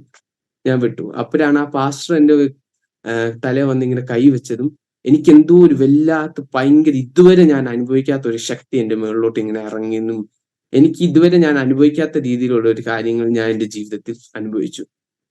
അന്ന് അനുഭവിച്ച ആ മീറ്റിംഗിൽ അവിടെ വെച്ച് ഞാൻ ദൈവത്തിനെ രക്ഷിതാവായിട്ടൊക്കെ സ്വീകരിച്ച് എന്റെ ജീവിതത്തിന് ദൈവത്തിന് സമർപ്പിക്കുകയൊക്കെ ചെയ്ത് ആ മീറ്റിംഗ് എല്ലാം കഴിഞ്ഞു. അപ്പൊ മീറ്റിംഗ് കഴിഞ്ഞ് ഞങ്ങളെല്ലാം ഇങ്ങനെ ഫുഡ് കഴിച്ചുകൊണ്ടിരുന്നപ്പോ എന്റെ തലയിൽ കൈവച്ച ആ പാസ്റ്റർ അങ്കിൾ ഇങ്ങനെ എന്നെ വിളിച്ചു, ഹലോ ഇങ്ങോട്ടൊന്ന് വന്നേന്ന് ഇങ്ങനെ പറഞ്ഞു. ഞാൻ എന്താ അങ്കിളെന്ന് ഇങ്ങനെ ചോദിച്ചപ്പോ അങ്കിൾ പറഞ്ഞു, ഞാൻ വേറൊരു ആ ചർച്ചിൽ തന്നെ ആ പാസ്റ്റർ അങ്കിളിന്റെ വേറൊരു ഹിന്ദി അവിടുത്തെ തന്നെ ഒരു ലോക്കൽ ഒരു ചെറുക്കൻ ബിലീവർ പുള്ളി നിൽപ്പുണ്ടായിരുന്നു. അപ്പോ പുള്ളിക്ക് വേണ്ടി ഈ അങ്കിൾ പ്രാർത്ഥിക്കും. അപ്പൊ എന്നോട് പറഞ്ഞു, എനിക്ക് ഹിന്ദി അറിയത്തില്ല, ഞാൻ പ്രാർത്ഥിക്കുക, നീ ഞാൻ പ്രാർത്ഥിക്കുന്നതിന് ഒന്ന് ട്രാൻസ്ലേറ്റ് ചെയ്യാമോ? ഒരു നിമിഷം ഞാൻ വിചാരിച്ചു, ട്രാൻസ്ലേറ്റ് ഞാനോ? ഞാനാണെങ്കിൽ ഇതുവരെ ട്രാൻസ്ലേറ്റ് അപ്പൊ ഞാൻ അങ്കിളിനോട് പറയും ചെയ്തു, അങ്കിളെ ഞാൻ ട്രാൻസ്ലേറ്റ് ചെയ്തിട്ടില്ല, ഇതുവരെ ചെയ്തിട്ടില്ല. ഞാൻ അങ്കിള് പറയുന്ന എന്തുവാണ്, ഞാൻ ട്രാൻസ്ലേറ്റ് ചെയ്ത് വരുമ്പോ അത് എന്തോ ആവുമെന്നൊന്നും എനിക്ക് അറിഞ്ഞുകൂടാന്ന്. അങ്കിൾ പറഞ്ഞു, കുഴപ്പമില്ല, നിനക്കറിയാവുന്ന പോലെ ട്രാൻസ്ലേറ്റ് ചെയ്യുന്നത്. ഞാൻ പറഞ്ഞു ഓക്കെ. അങ്കിൾ ഇങ്ങനെ പ്രാർത്ഥിച്ചു തുടങ്ങി. അങ്കിൾ പ്രാർത്ഥിക്കുന്നു, ഞാൻ ട്രാൻസ്ലേറ്റ് ചെയ്യുന്നു. അപ്പൊ ഞാൻ ട്രാൻസ്ലേറ്റ് ചെയ്യുന്നതിന്റെ ഇടയ്ക്ക് ഞാൻ തന്നെ വിചാരിക്കുന്നുണ്ട്, ഞാൻ തന്നെയാണ് ഈ ട്രാൻസ്ലേറ്റ് ചെയ്യുന്നത്. ബിക്കോസ് ഞാൻ പോലും അറിയാതെ ആ ശബ്ദങ്ങൾ കേൾക്കുമ്പോൾ എനിക്ക് തന്നെ ട്രാൻസ്ലേറ്റ് ചെയ്യാൻ കഴിയുന്നു. എനിക്ക് തന്നെ അറിഞ്ഞുകൂടാ, ഞാൻ ഫസ്റ്റ് ടൈമാണ് ചെയ്യുന്നത്. പക്ഷെ ഞാൻ വിചാരിച്ച എന്റെ എക്സ്പെക്ടേഷൻ്റെ ഉള്ള ഒരുപാട് നന്നായിട്ട് ഞാൻ തന്നെ ട്രാൻസ്ലേറ്റ്. ഞാൻ വിചാരിച്ചു ഞാൻ തന്നെയാണ് ഇത് ചെയ്യുന്നത്. അപ്പൊ ഞാൻ ആ ട്രാൻസ്ലേറ്റ് ചെയ്ത ആ പ്രെയർ എല്ലാം കഴിഞ്ഞു. അങ്കിള് പറഞ്ഞു പൊക്കോന്ന് ഇങ്ങനെ പറഞ്ഞു. അപ്പൊ ഞാൻ വിചാരിച്ച എന്നോടും ആയിരിക്കും. ഞാൻ പോയി. അപ്പൊ പറഞ്ഞു, ഓയ് നിന്നോട് ആരാ പോകാൻ പറഞ്ഞു, നീ ഇവിടെ നില്ലെന്ന് പറഞ്ഞു. അപ്പൊ ഞാൻ പറഞ്ഞു, എന്നോടാണ്, അങ്കിളല്ലേ പോകാൻ പറഞ്ഞതെന്ന് പറഞ്ഞു. ഞാൻ അത് ഇവനോട് പറഞ്ഞു, നീ ഇവിടെ നില്ലെന്ന് പറഞ്ഞു. എന്നിട്ട് ആ സഹോദരനോട് പറഞ്ഞു, നീ പൊക്കോ, ഞാൻ പ്രാർത്ഥിച്ചോളാന്ന് പറഞ്ഞു വിട്ടു. എന്നിട്ട് എന്നോട് ഇങ്ങനെ പറഞ്ഞു, എനിക്ക് നിന്നോട് ചില കാര്യങ്ങൾ പറയാനുണ്ട്, അത് നിന്നോട് പേഴ്സണലി പറയണോ അതോ നിന്റെ പപ്പയെയും കൂടെ വിളിച്ചിട്ട് പറയണം? ഞാൻ അങ്കിളിനോട് പയ്യെ ചെവി പറഞ്ഞു, അങ്കിളെ പപ്പ അറിയണ്ട, എന്നോട് മാത്രം പറഞ്ഞാൽ മതി, എന്തുണ്ടെങ്കിലും എന്നോട് പറഞ്ഞാൽ മതി, പപ്പ ഇപ്പൊ അറിയണ്ടെന്ന് ഞാൻ പറഞ്ഞു. അങ്കിള് പറഞ്ഞു, എന്നാ ശരി, കുഴപ്പമില്ല, പപ്പ അറിയണ്ട, നീ അറിഞ്ഞാൽ മതി, ഞാൻ നിന്നോട് പറയാം. എന്നോട് ചോദിച്ചു, നിന്നെ ദൈവം തെരഞ്ഞെടുത്തെന്നെല്ലാം നിനക്ക് അറിഞ്ഞിട്ട് നീ എന്താണ് ഇങ്ങനെ നടക്കുന്നത്? ഞാൻ ചോദിച്ചു, ഇങ്ങനെയെന്ന് ചോദിച്ചാൽ? പറഞ്ഞു, എന്താണ് നീ ഇങ്ങനെ നടക്കുന്നത്, ഒരു റെസ്പോൺസിബിലിറ്റി ഒന്നും ഇല്ലാത്തതിന്റെ കൂട്ട് നീ എന്താണ് ഭയങ്കര അലസനായി നടക്കുന്നത്? ഞാൻ ഇതിനൊന്നും ഒരു ഉത്തരവില്ലാതെ ഞാൻ അവിടെ ഇങ്ങനെ അങ്കിളുടെ മുമ്പ് ഇങ്ങനെ സ്തംഭിച്ച് നിൽക്കുക, എന്താണ് പറയേണ്ടത് എന്താന്ന്. എന്റെ അങ്കിള് കുറെ പ്രോഫസീസ് എന്നോട് പറഞ്ഞു, ദൈവം നിന്നെ വലിയ വലിയ സ്റ്റേജുകൾ ഉപയോഗിക്കും, ഇങ്ങനെല്ലാം പറഞ്ഞു. ഇതെല്ലാം കേട്ട് അന്ന് ഞാൻ ഉള്ളിൽ വല്ലാത്തൊരു രീതിയിൽ ഒരു പുതിയ അനുഭവത്തിൽ കൂടെയായിരുന്നു ഞാൻ കടന്നു പോയി. അപ്പൊ ഞാൻ തിരിച്ചത് കഴിഞ്ഞ് വണ്ടിയിൽ ഞങ്ങൾ തിരിച്ചു വന്നുകൊണ്ടിരുന്നപ്പോൾ ഞാൻ ആ വരുന്ന വഴി ഞാൻ വിചാരിച്ച ഇതും കൂടിപ്പോയി കഴിഞ്ഞാൽ ഒരാഴ്ച കാണും, മാക്സിമം 2 ആഴ്ച കാണും. അത് കഴിയുമ്പോ എന്റെ പ്രെയർ ലൈഫ് വീണ്ടും പഴയ പോലെ ആവുമെന്ന് ഞാൻ ഇങ്ങനെ ചിന്തിച്ചു. പക്ഷെ ഇത് കഴിഞ്ഞപ്പോൾ എന്ത് പറ്റി, എന്റെ പ്രെയർ ലൈഫ് പഴയതുപോലെ ആയില്ല. ഞാൻ ഇതുവരെ ഒരു പ്രാർത്ഥിക്കുകയെല്ലാം ചെയ്യുന്നുണ്ടെങ്കിൽ ഒരു പേഴ്സണൽ അനുഭവം എനിക്ക് ദൈവത്തിന്റെ കൂടെ ഇല്ലായിരുന്നു. പക്ഷെ ഇതെല്ലാം കേട്ട് അന്ന് എന്റെ ജീവിതത്തിൽ ആ ഒരു പ്രത്യേക ഫീലിംഗ്, പ്രത്യേക ഒരു അറ്റ്മോസ്ഫിയർ ഉണ്ടായതിനു ശേഷം, പ്രത്യേക ഒരു സ്പിരിച്വൽ അറ്റ്മോസ്ഫിയർ ഉണ്ടായതിനു ശേഷം എന്റെ ജീവിതത്തിൽ ദൈവമായിട്ട് ഒരു പേഴ്സണൽ ഒരു റിലേഷൻഷിപ്പിലോട്ട് ഞാൻ കാലെടുത്ത് വെക്കാൻ തുടങ്ങി. ഞാൻ പയ്യെ പയ്യെ കാലെടുത്ത് അതിലോട്ട് വെക്കുകയും ഞാൻ അതുപോലെ ആയിത്തീരുവാൻ ദൈവം എന്നെ സഹായിച്ചു. പയ്യെ പയ്യെ പ്രേയറിനെ ഞാൻ ആസ്വദിച്ചു തുടങ്ങി. അതുവരെ 15 മിനിറ്റത്തെ ആ പ്രേയർ എങ്ങനെയെങ്കിലും ഓടിച്ച് ഒരു ഡ്യൂട്ടി ആക്കി തീർത്തുകൊണ്ടിരുന്നത് ഞാൻ പയ്യെ പയ്യെ പ്രേയർ അല്ല, അത് എൻ്റെ ഒരു ലൈഫ് സ്റ്റൈൽ ആണെന്ന് ഞാൻ മനസ്സിലാക്കി. പ്രേയർ ഉണ്ടെങ്കിലേ എനിക്ക് ജീവിക്കാൻ പറ്റത്തുള്ളൂ. പ്രേയർ ഉണ്ടെങ്കിലേ പ്രേയറിന്റെ ഇമ്പോർട്ടൻസ് എന്താണെന്നും പ്രേയറിന്റെ ഒരു ദൈവ പൈതലിന്റെ ജീവിതത്തിൽ പ്രേയറിന് എത്രമാത്രം സ്ഥാനമുണ്ടെന്ന് പയ്യെ പയ്യെ ഞാൻ പഠിക്കുവാനും പ്രേയറിനെ ഒരു ഡ്യൂട്ടിയിൽ നിന്ന് പ്രേയറിനെ ഒരു ചെയ്യേണ്ട എന്തോ ഒരു ഹാബിറ്റിന് ആയി കാണാതെ അതിനെ ഒരു ജീവിതത്തിന്റെ ഒരു ഭാഗമായി ഞാൻ പയ്യെ പയ്യെ കാണാം. അങ്ങനെ കണ്ടുകൊണ്ടിരുന്ന് അപ്പോൾ അത്യാവശ്യം വലുതായപ്പോൾ മുതലേ എൻ്റെ ഈ നേച്ചറാണ് ഞാൻ ഭയങ്കര ഫണ്ണി ആയിരുന്നു. അപ്പൊ എനിക്ക് തമാശകൾ പറയുന്നതും തമാശകൾ കേൾക്കുന്നതും ഭയങ്കര ഇഷ്ടമാണ്. അപ്പോൾ എൻ്റെ ഈ നേച്ചർ എങ്ങനെയാന്ന് വെച്ചാൽ എൻ്റെ ഓപ്പോസിറ്റ് നിൽക്കുന്ന ആള്, നേരത്തെ നേച്ചറിനെ കുറിച്ചാണ് ഈ പറയുന്നത്. ആ സമയത്ത് എൻ്റെ നേച്ചർ എങ്ങനെയായിരുന്നു എന്ന് വെച്ചാൽ എൻ്റെ ഓപ്പോസിറ്റ് നിൽക്കുന്ന ആള് എന്നെ കണ്ടു കഴിഞ്ഞാൽ ചിലപ്പോ ആ ആള് ഒരു ചെറിയ തെറ്റായിരിക്കും ചെയ്ത, അതിനെ പറഞ്ഞുകൊണ്ട് അയാളെ കളിയാക്കുക, തമാശ എന്ന് പറഞ്ഞുകൊണ്ട് ആ ഓപ്പോസിറ്റ് നിൽക്കുന്ന ആൾക്ക് അത് വിഷമമാകുന്നുണ്ടോ എന്താ അതൊന്നും ചിന്തിക്കാതെ തമാശയാണെന്നും പറഞ്ഞുകൊണ്ട് എന്തും പറയുക. അതിന്റെ ആളും എന്നെ ഒരാൾ ജസ്റ്റ് ഇങ്ങനെ പയ്യെ അടിച്ചു കഴിഞ്ഞാൽ അയാളെ നോവിപ്പിക്കുന്ന രീതി തിരിച്ചടിക്കണം. എന്റെ തെറ്റ് ആരെങ്കിലും എന്നോട് പറഞ്ഞു തന്നു കഴിഞ്ഞാൽ എനിക്കത് ഇഷ്ടമല്ലായിരുന്നു. ദേഷ്യം എന്ന് വെച്ച് കഴിഞ്ഞാൽ ചിലപ്പോ ഒന്നും കാണത്തില്ല. ചിലപ്പോ എന്റെ അനിയൻ ചുമ്മാ വന്ന് എന്നെ ജസ്റ്റ് ഇങ്ങനെ ഞോണ്ടിപ്പോഴത്തേക്ക് ഞാൻ അവനോട് വല്ലാതെ ദേഷ്യപ്പെടും. അപ്പോൾ ജെഫി ചേച്ചി എപ്പോഴും എന്നോട് ഇങ്ങനെ പറയുമായിരുന്നു, നീ നിന്റെ ഈ നേച്ചർ മാറ്റണം. അപ്പോൾ ഞാൻ ഇങ്ങനെ പറയുമായിരുന്നു, എന്താ എന്റെ ഇപ്പൊ ആവശ്യം എന്താ? ചേച്ചി പറയായിരുന്നു, നീ ആ തമാശ പറഞ്ഞപ്പോ അവരുടെ മുഖം നീ ശ്രദ്ധിച്ചായിരുന്നു. അപ്പൊ ഞാൻ പറയും, ഞാൻ തമാശയല്ലേ പറഞ്ഞു, അവർ ഇപ്പൊ അതെന്തിനാ സീരിയസ് ആയി എടുക്കാൻ പോവാണെങ്കിൽ എനിക്കൊന്നും ഇല്ല എന്ന് പറഞ്ഞുകൊണ്ട് അങ്ങനെ പറഞ്ഞ് ഞാനും ചേച്ചിയും തമ്മിൽ പലപ്പോഴും ഈ കാര്യത്തിന് മേളിൽ എന്റെ നേച്ചറിന്റെ മേളില് വഴക്കായിട്ടുണ്ട്. ചേച്ചി പലപ്പോഴും പറയും, ഞാൻ അത് അനുസരിക്കാതെ ഞാൻ എന്നെ തന്നെ ജസ്റ്റിഫൈ ചെയ്തുകൊണ്ട്, ഇല്ല ഞാൻ ചെയ്തത് ശരിയാണ് ആ രീതി തന്നെ പറഞ്ഞുകൊണ്ടിരിക്കുന്ന അവസ്ഥകളുണ്ട്. പിന്നെ കുറച്ച് നാൾ കഴിഞ്ഞപ്പോൾ പയ്യെ ചേച്ചി എന്നോട് പറഞ്ഞു മടുത്തോണ്ടാണോ അതോ ചേച്ചിക്ക് വയ്യാത്തോണ്ടാണോ ചേച്ചി അത് പറയുന്നത് നിർത്തി. ഞാനപ്പോ ആ സമയത്ത് എന്റെ മൈൻഡ് സെറ്റ് എങ്ങനെയായിരുന്നു വെച്ചാൽ, ദൈവം എന്നെ ഉപയോഗിക്കുന്നു, പക്ഷെ ദൈവത്തിന് എഡ്വിനെ ഉപയോഗിക്കണമെങ്കിൽ ഇങ്ങനെ ഉപയോഗിച്ചാൽ മതി, എനിക്ക് വയ്യ എന്റെ നേച്ചറിനെ ദൈവത്തിന് വേണ്ടി മാറ്റാം. ആ മൈൻഡ് സെറ്റ് ആയിരുന്നു എന്റെ. ഞാനിപ്പോ വിചാരിച്ചോണ്ട് ദൈവത്തിന് എഡ്വിനെ ഉപയോഗിക്കണമെങ്കിൽ എഡ്വിൻ ഈ തമാശകൾ പറയുന്ന ഇങ്ങനെ ദൈവത്തിന് എന്നെ പറ്റുമെങ്കിൽ ഉപയോഗിച്ചാൽ മതി. അങ്ങനത്തെ ഒരു മൈൻഡ് സെറ്റ് ആയിരുന്നു എന്റെ ആ സമയത്ത്. ചേച്ചി പറഞ്ഞാലും പപ്പ പറഞ്ഞാലും ഒക്കെ ഞാൻ അതിനെ വലിയ ശ്രദ്ധയിലെടുക്കാതെ ഞാൻ അതിനെ ഇഗ്നോർ ചെയ്ത, ഇതൊരു ചെറിയ കാര്യമല്ലേ, എല്ലാവരിലും എന്തെങ്കിലുമൊക്കെ കുറവുണ്ടല്ലോ എന്ന് പറഞ്ഞു ഞാൻ എന്നെ ഇങ്ങനെ മാറ്റി വിടുമായിരുന്നു. എന്റെ ഈ നേച്ചർ ഇങ്ങനെ കണ്ടിന്യൂ പോയി ഞാൻ ഐ തിങ്ക് 8th ക്ലാസ് ആയിരുന്നു തോന്നുന്നു. 8th ക്ലാസ്, അപ്പൊ 8th ക്ലാസ് ബോർഡാണ് അവിടെ. 8th ക്ലാസ്സിന്റെ ഈ പണ്ടങ്ങളുടെ ഇടയ്ക്കിലായിരുന്നു എന്റെ മമ്മിക്ക് പെട്ടെന്ന് വയ്യാതെ മമ്മിക്ക് പയ്യെ സ്റ്റാർട്ടിങ് എങ്ങനെയായിരുന്നു വെച്ചാൽ മമ്മിക്ക് ഇങ്ങനെ നടക്കാൻ ഒക്കെ ബുദ്ധിമുട്ട് വന്നു. മമ്മി സ്റ്റെപ്പൊക്കെ കയറുമ്പോൾ മമ്മിക്ക് എന്ത് പറ്റുമായിരുന്നു, പയ്യെ ഈ ശ്വാസം എടുക്കാൻ ബുദ്ധിമുട്ടാകുകയും അങ്ങനെയൊക്കെ ആയിരുന്നു. അപ്പൊ ഞങ്ങൾ അവിടെ ഒരു ഡോക്ടറിന്റെ ചെക്കപ്പ് ചെയ്യിപ്പിച്ചു. അപ്പൊ ആ ഡോക്ടർ ഇങ്ങനെ പറഞ്ഞു ബ്ലഡിന്റെ കുറവാണ്, അതിന്റെയാണ്. അപ്പൊ ഞങ്ങൾ അത് കുഴപ്പമില്ല. ഡോക്ടറും പറഞ്ഞു കുറച്ച് മരുന്നുകളുണ്ട്, അതിന്റെ ചെറുതായിട്ട് ട്രീറ്റ്മെന്റ്സ് ഒക്കെ തുടങ്ങി. അപ്പൊ ഞാൻ അങ്ങനെയായി ഞങ്ങൾ അതിനെ തുടങ്ങി. പക്ഷെ ഇങ്ങനെയായി എന്റെ 8th ക്ലാസ്സും കഴിഞ്ഞു. പക്ഷെ ഞാൻ 9th ആയിക്കൊണ്ടിരുന്നപ്പോൾ മമ്മീന്റെ കണ്ടീഷൻ പെട്ടെന്ന് മോശമായിക്കൊണ്ടിരിക്കുകയായിരുന്നു. നേരത്തെ സ്റ്റെപ്പ് കയറുമ്പോൾ അണച്ചോണ്ടിരുന്ന മമ്മി പയ്യെ ഇപ്പം നടക്കുമ്പോൾ വരെ മമ്മിക്ക് ശ്വാസം എടുക്കാൻ ബുദ്ധിമുട്ടാകുന്നു. പയ്യെ കുറച്ചു നാൾ കഴിഞ്ഞപ്പോൾ മമ്മിക്ക് ഇങ്ങനെ കുറെ നേരം നിൽക്കാൻ വയ്യ, നിന്ന് കഴിയുമ്പോഴത്തേക്കും മമ്മി തളരുന്ന പോലെ, മമ്മിക്ക് ഇരിക്കണം. എനിക്ക് ഓർമ്മയുണ്ട് മമ്മി ലാസ്റ്റിലൊക്കെ മമ്മി എന്ത് പറ്റും, ബാത്റൂമിൽ കുളിക്കുമ്പോൾ പോലും മമ്മിക്ക് നിൽക്കാനൊന്നും പറ്റും, മമ്മി ചെയറിലൊക്കെ ഇരുന്നുകൊണ്ടായിരുന്നു കുളിക്കുന്ന അവസ്ഥകളൊക്കെ ഉണ്ടായിരുന്നു.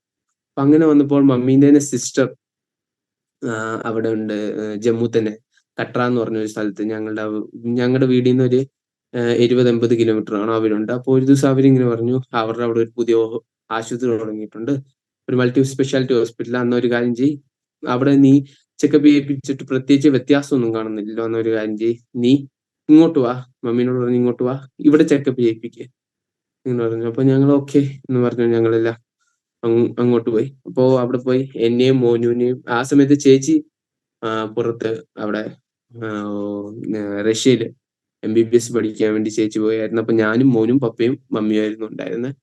അപ്പോൾ ഞങ്ങൾ എന്നെയും മോനുവിനെയും എന്നെയും അനിയനെയും അവരുടെ വീട്ടിലാക്കിയിട്ട് പപ്പയും മമ്മിയും മമ്മീന്റെ ചേച്ചിന്റെ ഭർത്താവ് ഇവര് 3 പേരും കൂടെ ആശുപത്രിയിലോട്ട് പോയി. ആശുപത്രി പോയി കുറച്ചു നേരം കഴിഞ്ഞപ്പോൾ ഇങ്ങനെ അവിടെ ചെക്കപ്പ് ചെയ്യിപ്പിച്ചു. അവര് പറഞ്ഞു എന്തോ കിഡ്നിക്ക് എന്തോ ഇഷ്യൂസ് ഉണ്ടെന്ന് ഇങ്ങനെ പറഞ്ഞു. അപ്പൊ ഇതായി ഞങ്ങൾക്ക് ആർക്കും പെട്ടെന്ന് ഉൾക്കൊള്ളാൻ പറ്റില്ല. ഞങ്ങൾ വിചാരിച്ചു എന്തോ ഇത് ഒരു ദിവസം കൊണ്ട് എന്തോ കിഡ്നി പെട്ടെന്ന് ഫെയിൽ ആയി പോയോ, ബ്ലഡിന്റെ കുറവായിരുന്നില്ല ഇത്ര നാൾ, ഇതെന്തോ ഒരു ദിവസം ഇവിടെ വന്ന് ചെക്കപ്പ് ചെയ്യിപ്പിച്ചിട്ട് കിഡ്നി അങ്ങ് ഫെയിൽ ആയി പോയോ എന്താ. അപ്പൊ പപ്പ എന്നെ ഇങ്ങനെ വിളിച്ചു പറഞ്ഞു. അപ്പൊ ഞാനും അത് കാണത്തില്ല, അവിടെ എന്തെങ്കിലും തെറ്റ് പറ്റിയതാന്ന് പറഞ്ഞുകൊണ്ട് ഞാൻ അതിനെല്ലാം മാറ്റി ഞാൻ ഓക്കെ അതിനെല്ലാം വിടുന്ന് പറഞ്ഞുകൊണ്ട് ഇതാക്കി. പപ്പ ഇങ്ങനെ വീട്ടിൽ വന്നു. പപ്പ പറഞ്ഞു അവര് ഇങ്ങനെ തന്നെ പറഞ്ഞു കിഡ്നി ഫെയിലായി, കിഡ്നി ഷ്രിങ്ക് ആയി എന്നൊക്കെ അവര് പറയുന്നത്.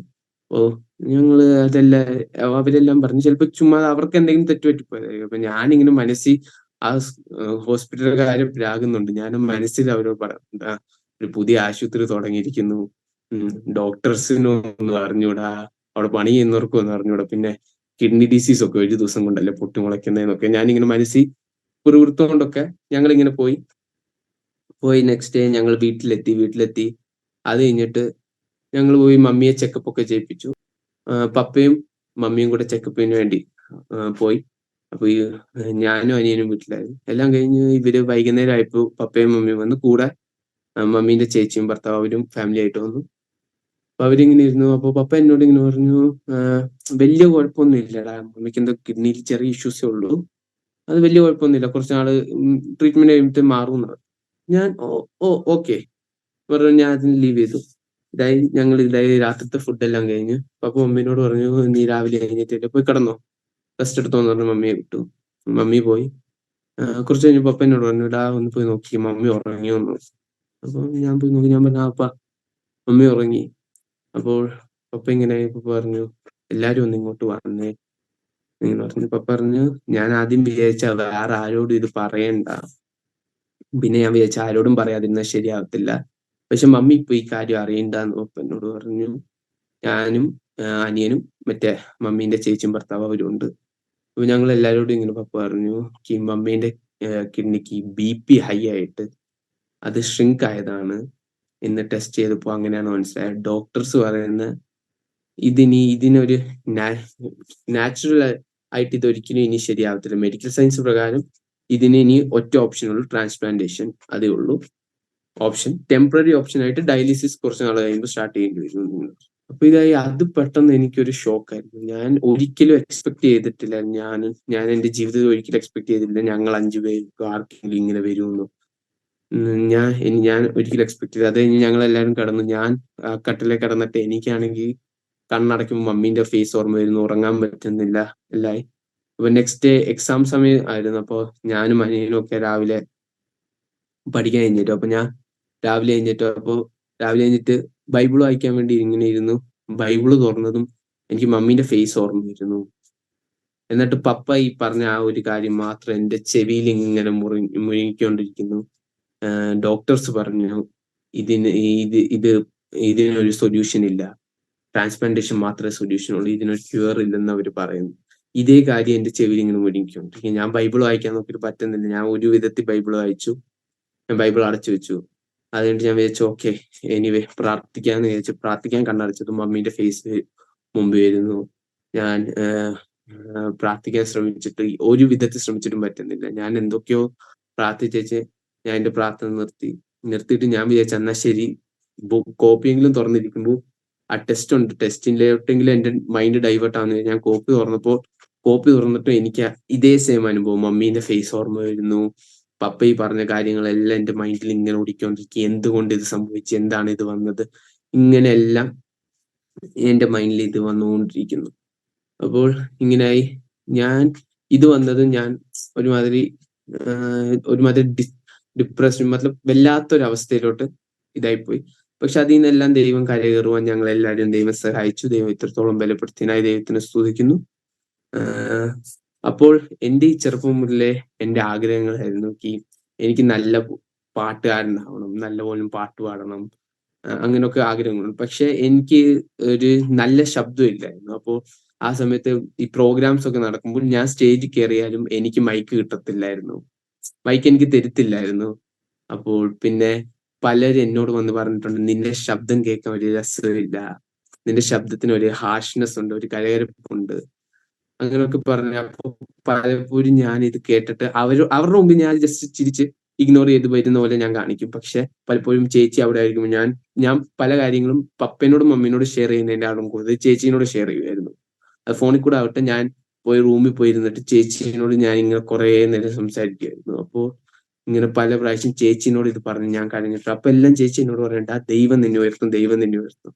ഇങ്ങനെ എല്ലാവരും ഒരു ഇഗ്നോറൻസ് എന്റെ ജീവിതത്തെ എത്തിയിട്ട് അവസാനം ഞാൻ ഒരു ടൈമിൽ എത്തിയപ്പോ എനിക്ക് എന്ന് തോന്നി, എന്നെ ഒന്നിനും കൊള്ളത്തില്ല, എന്റെ ശബ്ദവും കൊള്ളത്തില്ല, ഒന്നിനും കൊള്ളത്തില്ല, ഞാൻ യൂസ്ലെസ് ആണെന്ന് എനിക്ക് തന്നെ ഇങ്ങനെ ഒരു തോന്നലെല്ലാം വന്നു. അപ്പൊ ചേച്ചി ഇങ്ങനെ എന്നോട് പറഞ്ഞു, അല്ല നീ ദൈവസന്നിധി പ്രാർത്ഥിക്ക്, നിനക്ക് നല്ലൊരു ശബ്ദം വേണമെങ്കിൽ നീ പ്രാർത്ഥിക്കുന്നൊക്കെ പറഞ്ഞു.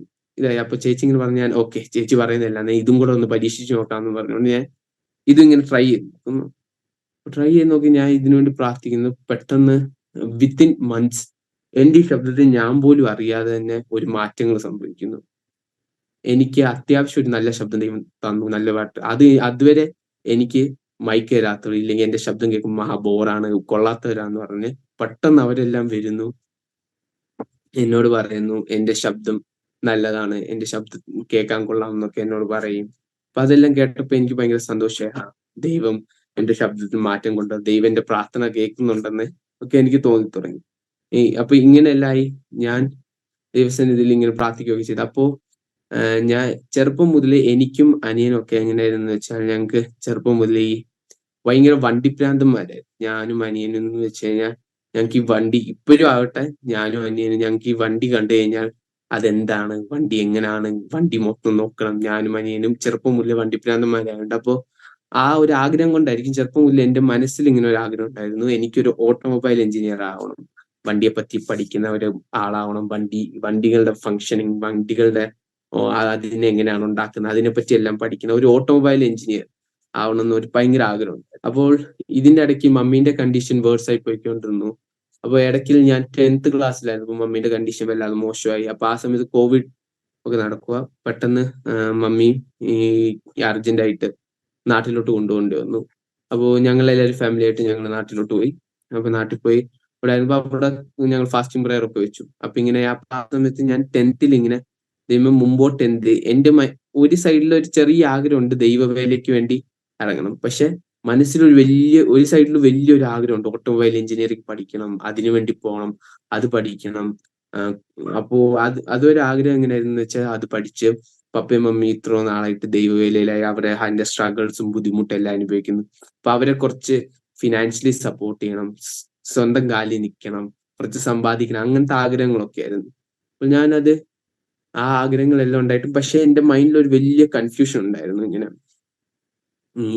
എന്തെടുക്കണം, ആഗ്രഹം എന്റെ ഓട്ടോമൊബൈൽ എഞ്ചിനീയറിംഗ് ആയിരുന്നു. പക്ഷെ എപ്പോഴും എന്നോട് കിടക്കുന്ന ഈ വാഗ്ദത്തങ്ങൾ എപ്പോഴും എന്റെ മൈൻഡിൽ ഇങ്ങനെ റിമൈൻഡ് ആയിക്കൊണ്ടിരിക്കുവായിരുന്നു. അപ്പൊ അത് കാരണം ഞാൻ ഒരു ഡിസിഷൻ എടുക്കാൻ പറ്റാതെ ഇങ്ങനെ ഇരുന്നു. അപ്പോൾ ഇങ്ങനെ ഒരു പ്രാർത്ഥന വെച്ചു. ഒരു പാസ്റ്ററും ആന്റിയും ഇങ്ങനെ വന്നു. അപ്പൊ അവരെനിക്ക് വേണ്ടി പ്രാർത്ഥിച്ചു. അപ്പൊ ഇങ്ങനെ എല്ലാ പാസ്റ്ററുകൾ എന്നോട് പറഞ്ഞു, മോനെ ദൈവാത്മാവ് പറയുന്നു നിനക്ക് ഏത് കോഴ്സ് വേണമെങ്കിലും പഠിക്കാം, അതിന് ദൈവാത്മാവ് നിനക്ക് റെസ്ട്രിക്ഷൻസ് ഒന്നും തരുന്നില്ല, നിനക്ക് പഠിക്കാം, പക്ഷെ നിനക്ക് ജോലി ചെയ്യാൻ നിന്നെ ദൈവം സമ്മതിക്കത്തില്ല. അപ്പൊ ഞാൻ പെട്ടെന്ന് മനസ്സിൽ ഞാനിങ്ങനെ വിചാരിച്ചു, ജോലി ചെയ്യാൻ അല്ലെങ്കിൽ പിന്നെ ഞാൻ കുത്തിയിരുന്ന് എന്തിനു വേണ്ടിയാ പഠിക്കുന്നത്, എനിക്ക് ജോലി ചെയ്യാൻ അല്ലെങ്കിൽ കാശ് സമ്പാദിക്കാൻ അല്ലെങ്കിൽ ഞാൻ പിന്നെ എന്തിനു പഠിക്കുന്നതെന്ന് എന്റെ മൈൻഡിൽ ഇങ്ങനെ തോന്നി. അപ്പോൾ ഇങ്ങനെയായി. അത് കേട്ടപ്പോൾ എനിക്ക് പെട്ടെന്ന് കുറച്ച് വിഷമമൊക്കെ തോന്നി. ഞാൻ ഓട്ടോമൊബൈൽ എഞ്ചിനീയറിംഗ് പഠിക്കണം എന്ന് വിചാരിച്ചുകൊണ്ടിരുന്നു, ഇത്ര ആഗ്രഹം ഉണ്ടായിരുന്നു, ഞാൻ വണ്ടികളെ പറ്റി ചെറുപ്പം മുതൽ ഇങ്ങനെ ആഗ്രഹിച്ചുകൊണ്ട് വണ്ടികളെ പറ്റി ചിന്തിച്ച് അത് പഠിക്കണം എന്ന് ആഗ്രഹിച്ചു. പക്ഷെ അതിനുള്ള ഒരു അവസരം എന്റെ ജീവിതത്തിൽ കിട്ടുന്നില്ലല്ലോ എന്നല്ല ഇങ്ങനെ ചെറുതായിട്ട് ഇതായിക്കൊണ്ടിരുന്നപ്പോൾ ഞാനിങ്ങനെ ആ വിഷയത്തെ വെച്ച് പ്രാർത്ഥിക്കാൻ തുടങ്ങി. പയ്യെ പയ്യെ ദൈവം എന്നെ ഇത് പഠിപ്പിച്ചെടുത്തു. അപ്പൊ അതുവരെ എന്റെ മൈൻഡിൽ ഞാൻ പഠിക്കാൻ അത്യാവശ്യം ഒരുപാട് നല്ല സ്റ്റുഡന്റും അല്ല, എന്നാൽ തീർത്തും മോശമല്ല, അത്യാവശ്യം ഓക്കെ ആയിട്ടുള്ള ഒരു സ്റ്റുഡന്റ് ആയിരുന്നു. അപ്പോൾ എന്റെ മൈൻഡിൽ അതുവരെ ഒരു ഈ ഗവൺമെന്റ് എന്ന് വെച്ചാൽ അതുവരെ ഒരു ജാടയായിട്ട് ഇങ്ങനെ ഉണ്ടായിരുന്നു. പഠിച്ചെടുക്കാൻ എനിക്ക് സിമ്പിൾ ആണെന്നുണ്ട്. അപ്പൊ ദൈവം എന്നെ ദൈവവചനത്തിൽ കൂടെ തന്നെ പഠിപ്പിച്ചെടുത്തു. ഈ ദൈവമില്ലാതെ നമ്മൾ മനുഷ്യന്മാരാരും ഒന്നുമല്ലാതെ നമ്മുടെ ബുദ്ധിയോ നമ്മുടെ ജ്ഞാനമോ ദൈവത്തിന്റെ മുമ്പിലോ ദൈവത്തിന്റെ പ്രവർത്തികളുടെ മുമ്പിലോ ഒന്നുമല്ലെന്ന് ദൈവം തന്നെ എന്നെ പഠിപ്പിച്ചെടുത്തു. അപ്പൊ പയ്യെ പയ്യെ എനിക്ക് തന്നെ റിയലൈസ് ആകാൻ തുടങ്ങി. ഞാൻ ഈ പറയുന്ന എനിക്ക് ഉള്ള ബുദ്ധി എന്ന് പറയുന്നതും അല്ലെങ്കിൽ ഞാൻ ഈ ചെറുതായിട്ട് അഹങ്കരിക്കുന്ന എല്ലാം ദൈവസന്നിധിയിൽ ഒന്നുമല്ലാതെ വെറും സീറോ ആണെന്ന് ഞാൻ തന്നെ റിയലൈസ് ചെയ്യാൻ തുടങ്ങി. അപ്പോൾ ഇങ്ങനെ ആയപ്പോഴായിരുന്നു പപ്പ ഒരു സമയത്ത് എന്നോട് ഇങ്ങനെ പറഞ്ഞായിരുന്നു, ഡാ നിന്റെ ജീവിതത്തിൽ എന്തൊക്കെ ഉണ്ടെന്ന് വെച്ചാൽ ദൈവം നിന്നെ എപ്പോ വിളിച്ചാലും ദാണ്ട് നീ ആ വിളി കേട്ടോണ്ട് നീ ഇറങ്ങണം. ഒരിക്കലും നിന്റെ പ്ലാനിങ്സോ നിന്റെ മൈൻഡ് സെറ്റിന്റെ അനുസരിച്ച് നീ ഇരിക്കല്ലേ. കാരണം ദൈവം വിളിക്കുമ്പോൾ നമ്മൾ ആ ശബ്ദം കേട്ട് നമ്മൾ അപ്പൊ തന്നെ ആക്ട് ചെയ്യണം. ദൈവം നമ്മൾ വിളിക്കുമ്പോഴേ നമ്മൾ അതിനുള്ള റെസ്പോൺസ് കൊടുക്കണം ഇങ്ങനെ പറഞ്ഞു. അപ്പൊ ആ കാര്യം ഞാൻ അന്ന് കേട്ട് ഞാൻ ഓക്കെ മൈൻഡിൽ ഇത് കുറച്ചു നാളത് എന്റെ മൈൻഡിലുണ്ട്. പെട്ടെന്ന് ദൈവം ഒരു ദിവസം എന്നെ ഇത് റിമൈൻഡ് ചെയ്യിപ്പിച്ചു. അപ്പൊ ഞാൻ ചിന്തിച്ചപ്പോ ദൈവവിളി ഉണ്ടായിട്ട് ഞാൻ ഇതിന് പുറകിൽ എന്തിനാണ് പോകുന്നത്? ദൈവം എന്നെ വിളിച്ചിട്ടും ദൈവം എന്നെ ഇതിൽ കൊണ്ടുവരാൻ ആഗ്രഹിച്ചിട്ടും ഞാൻ എന്തിനാണ് ഇതിന്റെ പുറകിൽ പോകുന്നതെന്നൊക്കെ ഞാൻ ഇങ്ങനെ ചിന്തിച്ച് ഞാനപ്പോ ദൈവത്തിനോട് പറഞ്ഞു, ഓക്കെ ദൈവമേ, എന്നാൽ ദൈവഹിതം പോലെ ദൈവ ഉദ്ദേശം പോലെ ഞാൻ എന്നെ തന്നെ ദൈവവേലയ്ക്ക് വേണ്ടി സമർപ്പിച്ചു. അപ്പൊ ഞാൻ തീരുമാനിച്ചു, ഓക്കെ ഇത് എന്റെ 10th കഴിഞ്ഞ് എന്റെ 12th ഞാൻ ചെയ്തിട്ട് ഞാൻ ദൈവവേലയ്ക്ക് വേണ്ടി ഞാൻ ദൈവവചനം പഠിക്കാൻ വേണ്ടി പോവാന്നുള്ള ഒരു പ്ലാനിങ് എന്ന് ഞാൻ അതിനുവേണ്ടി ഞാൻ സമർപ്പിച്ചോ അന്ന് മുതൽ ചെറുതായിട്ട് തന്നെ എന്റെ ജീവിതത്തിൽ ഓരോ ചാലഞ്ചസ് വന്നു. എനിക്ക് ഓർമ്മയുണ്ട്, ഞങ്ങളുടെ അവിടെ ജമ്മു കാശ്മീരില് അവിടുത്തെ സ്റ്റേറ്റ് ബോർഡിൽ നിന്ന് വെച്ച 11th ക്ലാസ്സും ബോർഡാണ്. അപ്പൊ എനിക്ക് ഓർമ്മയുണ്ട്, അപ്പൊ 11th ക്ലാസ്സിന്റെ ബോർഡ് എക്സാമുകളെല്ലാം ഞാൻ കൊടുത്ത ലാസ്റ്റ് എന്റെ എക്സാം മാത്സ് ആയിരുന്നു. അപ്പോ ആ എക്സാമിന് വേണ്ടി ഇങ്ങനെ ഇരുന്നു. അന്ന് രാവിലെ പെട്ടെന്ന് എന്റെ ബാക്ക് ബോണിന് ഒരു ഇഞ്ചറി ഉണ്ടാവുകയും എനിക്ക് പെട്ടെന്ന് കട്ടിലേ നിന്ന് എഴുന്നേക്കാൻ പറ്റുന്നില്ല. ഭയങ്കര വേദന, ഇതുവരെ അനുഭവിക്കാത്ത രീതിയിലുള്ള വേദന അനുഭവിച്ചുകൊണ്ട് ഞാൻ കട്ടിലേലാവുന്നു. പെട്ടെന്ന് സ്കൂളിൽ നിന്ന് വിളിക്കുന്നു, ഇന്ന് എക്സാം ഉണ്ട്, എത്തിയില്ല. ഇങ്ങനായി. ഞാൻ വിചാരിച്ചു ആ എക്സാം എഴുതാൻ പറ്റത്തില്ല. എക്സാം എഴുതിയില്ലെങ്കിൽ 11th ഫെയിൽ ആയി പോകും. ഫെയിൽ ആയി കഴിഞ്ഞാൽ എനിക്ക് മുമ്പോട്ട് പഠിക്കാൻ പറ്റത്തില്ല. ഞാൻ ഇങ്ങനെ ഇരുന്നു. ദൈവകൃപയാൽ ആ എക്സാം ഒരു വിധത്തിൽ എഴുതുവാനും നല്ല മാർക്കോട് കൂടെ പാസ്സാവാനും എല്ലാം ദൈവം സഹായിച്ചു. അതെല്ലാം കഴിഞ്ഞ് ഞാൻ എന്റെ 12th വന്നു. 12th 11th ലാസ്റ്റോട് കൂടെ 12 ഓക്കെ ആയപ്പോഴത്തേക്ക് ഞാൻ പപ്പേനോടും പറഞ്ഞു, പപ്പ എന്റെ ഡിസിഷൻ ഇനി ഞാൻ മുമ്പോട്ട് ദൈവവചനം പഠിക്കാൻ പോവാ. എനിക്ക് വേറെ കോഴ്സ് ഒന്നും ചെയ്യണ്ട. അതിനോടുള്ള ആഗ്രഹം എല്ലാം എനിക്ക് പോയി തുടങ്ങി. അപ്പോൾ ഞാൻ പറഞ്ഞു, പപ്പ മുമ്പോട്ട് ഞാൻ ദൈവവചനം പഠിക്കുക, ഞാൻ ബൈബിൾ കോളേജിൽ പോവാം. അപ്പോൾ പപ്പ പറഞ്ഞു, ഓക്കെ ഇന്ന പോലെ പപ്പ പറഞ്ഞു ഇന്ന കോളേജസ് ഉണ്ട്, നമുക്ക് പ്രാർത്ഥിക്കാം. അപ്പം ആ വിഷയങ്ങൾക്കെല്ലാം പ്രാർത്ഥിക്കാൻ തുടങ്ങി. അപ്പൊ ഞാൻ എന്റെ 12th ക്ലാസ്സിലായിരുന്നു. അപ്പൊ 12th ക്ലാസ്സിൽ ബോർഡ് എക്സാമുകൾ കൊടുക്കുന്നതിന് മുമ്പ് അപ്പോൾ അവിടെ എല്ലായിടത്തും ഉള്ള പോലെ ഇവിടെയും പ്രാക്ടിക്കൽ എക്സാംസും ഉണ്ട്, തിയറി എക്സാംസും ഉണ്ട്. അപ്പോൾ എനിക്ക് ഓർമ്മയുണ്ട്, ഞങ്ങളുടെ പ്രാക്ടിക്കൽ എക്സാമിന്റെ ഒരു തലേ ദിവസം ഞാനിങ്ങനെ വൈകുന്നേരം ഇങ്ങനെ പ്രാക്ടിക്കൽ എക്സാമിനുള്ളത് പഠിക്കുകയും എന്റെ പ്രാക്ടിക്കൽ നോട്ട്സ് എല്ലാം മൊത്തമായിട്ട് ചെക്ക് ചെയ്തുകൊണ്ടിരിക്കുവായിരുന്നു. അതെല്ലാം ഓക്കെ ആണല്ലോ എന്നിങ്ങനെ ചെക്ക് ചെയ്തുകൊണ്ട് അപ്പൊ പെട്ടെന്ന് എന്റെ കൂട്ടുകാരൻ എന്നെ ഇങ്ങനെ വിളിച്ചു. അപ്പൊ ഞാൻ ഞാൻ ഫോൺ എടുത്തു.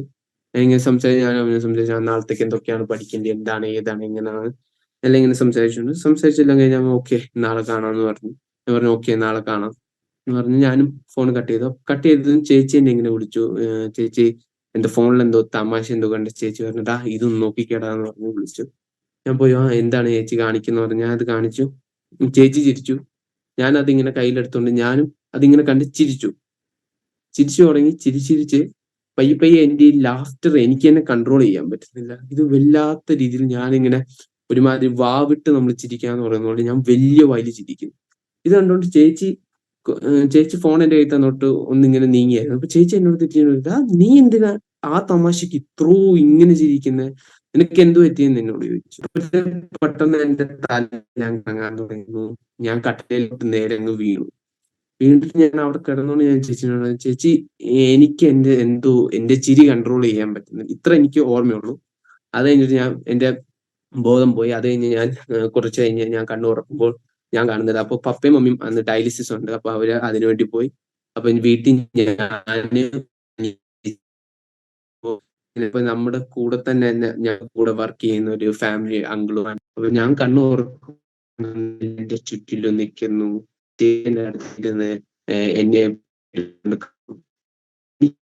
ഇവിടെ എന്താണ് സംഭവിക്കുന്നത്, ഇവരെല്ലാം എന്നെ പെട്ടെന്ന് കരയാതെ എന്ന് പറഞ്ഞുകൊണ്ട് എന്നെ പെട്ടെന്ന് പിടിച്ച് വണ്ടിയിലോട്ട് കയറ്റുന്നു. വണ്ടി കയറ്റി അടുത്തുള്ള ഒരു ആശുപത്രിയിലോട്ടുണ്ട്. അപ്പൊ ഞാൻ ഇങ്ങനെ ചേച്ചിനോട് കാണിച്ചു, ചേച്ചി എനിക്ക് എന്താ സംഭവിച്ച ചേച്ചി? ചേച്ചി പറഞ്ഞു, ഒന്നുമില്ലടാ, ഒന്നുമില്ല.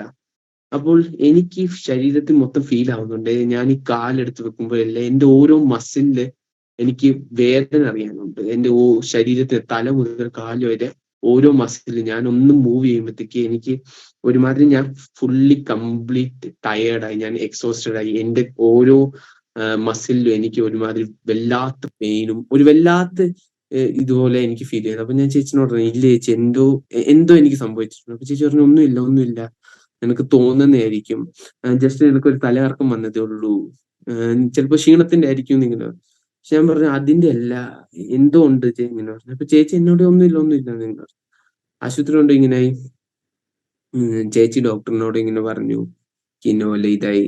അപ്പോഴാണ് എനിക്ക് മനസ്സിലാവുന്നത്, എനിക്ക് ഫിറ്റ്സിന്റെ, ഇതുവരെ എനിക്കൊരു കുഴപ്പമില്ലായിരുന്നു. ഞാൻ പെട്ടെന്ന് റാൻഡംലി എനിക്കൊരു ഫിറ്റ്സിന്റെ അതിന്റെ ഒരു അസ്വസ്ഥത ഉണ്ടാവുക, അതിന്റെ ഒരു പ്രശ്നവും പ്രയാസവും ഉണ്ടാവുകയും ചെയ്തു. അപ്പോൾ അത് ഇങ്ങനെ ഉണ്ടായി. അപ്പൊ ആ ഫിറ്റ്സ് എന്റെ ബോർഡ് എക്സാം, 12th ബോർഡ് എക്സാമിന്റെ ഇടയ്ക്ക് 1-2 പ്രാവശ്യം ഉണ്ടാവുകയും എന്നെ വല്ലാതെ അത് ടയർഡ്, ബിക്കോസ് അത് വന്നു കഴിഞ്ഞാൽ പിന്നെ 2 ദിവസത്തേക്ക് എനിക്ക് ഒന്നും ചെയ്യാൻ പറ്റാത്ത അവസ്ഥ. ബിക്കോസ് ഞാൻ കംപ്ലീറ്റ്ലി ടയർഡ് ആകുകയും ഞാൻ എഴുന്നേറ്റ് നിന്നാൽ പോലും എനിക്ക് നിൽക്കാനുള്ള ശക്തി കാണത്തില്ല. അങ്ങനെയൊക്കെ ആ അവസ്ഥയിലൊക്കെ ആയിരുന്നു ഞാൻ. കംപ്ലീറ്റ്ലി എക്സോസ്റ്റഡ് ആയി, കംപ്ലീറ്റ്ലി ഒരുമാതിരി ക്ഷീണം പോലെയൊക്കെ ആയി. അപ്പോൾ ഇങ്ങനെയായി, അത് ഇങ്ങനെ ആയി. പക്ഷെ ദൈവം സഹായിച്ചു, ബോർഡ് എക്സാംസ് എല്ലാം നല്ല രീതിക്ക് ചെയ്യുവാൻ ദൈവം സഹായിച്ചു. അത് കഴിഞ്ഞിട്ട് ഇങ്ങനെ കുറച്ച് നാൾ കഴിഞ്ഞ് ഞാൻ ഇവിടെ വരുന്നതിന് മുമ്പൊക്കെ ആയി ഒരു പാസ്റ്റർ ഞങ്ങൾ ഇങ്ങനെ വീട്ടിൽ വന്നു. അപ്പൊ ഒരു പാസ്റ്റർ ഞങ്ങളോട് ഇങ്ങനെ പറഞ്ഞു, ഒരു 21 ദിവസം ഞങ്ങൾ കുടുംബമായിട്ട് ഫാസ്റ്റിംഗ് പ്രേയറിൽ ഇരിക്കുക. അപ്പോൾ ഫാസ്റ്റിംഗ് പ്രേയറിൽ ഇരിക്കുമ്പോൾ ചില വ്യത്യാസങ്ങൾ ഞങ്ങളുടെ വീട്ടിൽ ദൈവം കൊണ്ടുവരുന്നു. അപ്പൊ ആ ഫാസ്റ്റിംഗ് പ്രേയറിൽ ഞങ്ങൾ ഇരുന്ന് ഞങ്ങൾ ഇങ്ങനെ പ്രാർത്ഥനയൊക്കെ ആയി തുടങ്ങി. ഫാസ്റ്റിംഗ് പ്രേയറിന്റെ ഫസ്റ്റ് 1-2 ദിവസത്തിൽ തന്നെ എനിക്ക് പയ്യെ ഞാൻ ഇതുവരെ കാണാത്ത വിഷൻസും പല രീതിയിലുള്ള ഏഞ്ചൽ വിസിറ്റേഷൻസും അവിടെ ഞങ്ങൾ ഇരിക്കുന്ന കോൺഗ്രിഗേഷനിൽ മറ്റുള്ളവരെ പറ്റി ഉള്ള പ്രോഫസിയും അങ്ങനെയൊക്കെ ദൈവം എനിക്ക് തരാൻ തുടങ്ങി.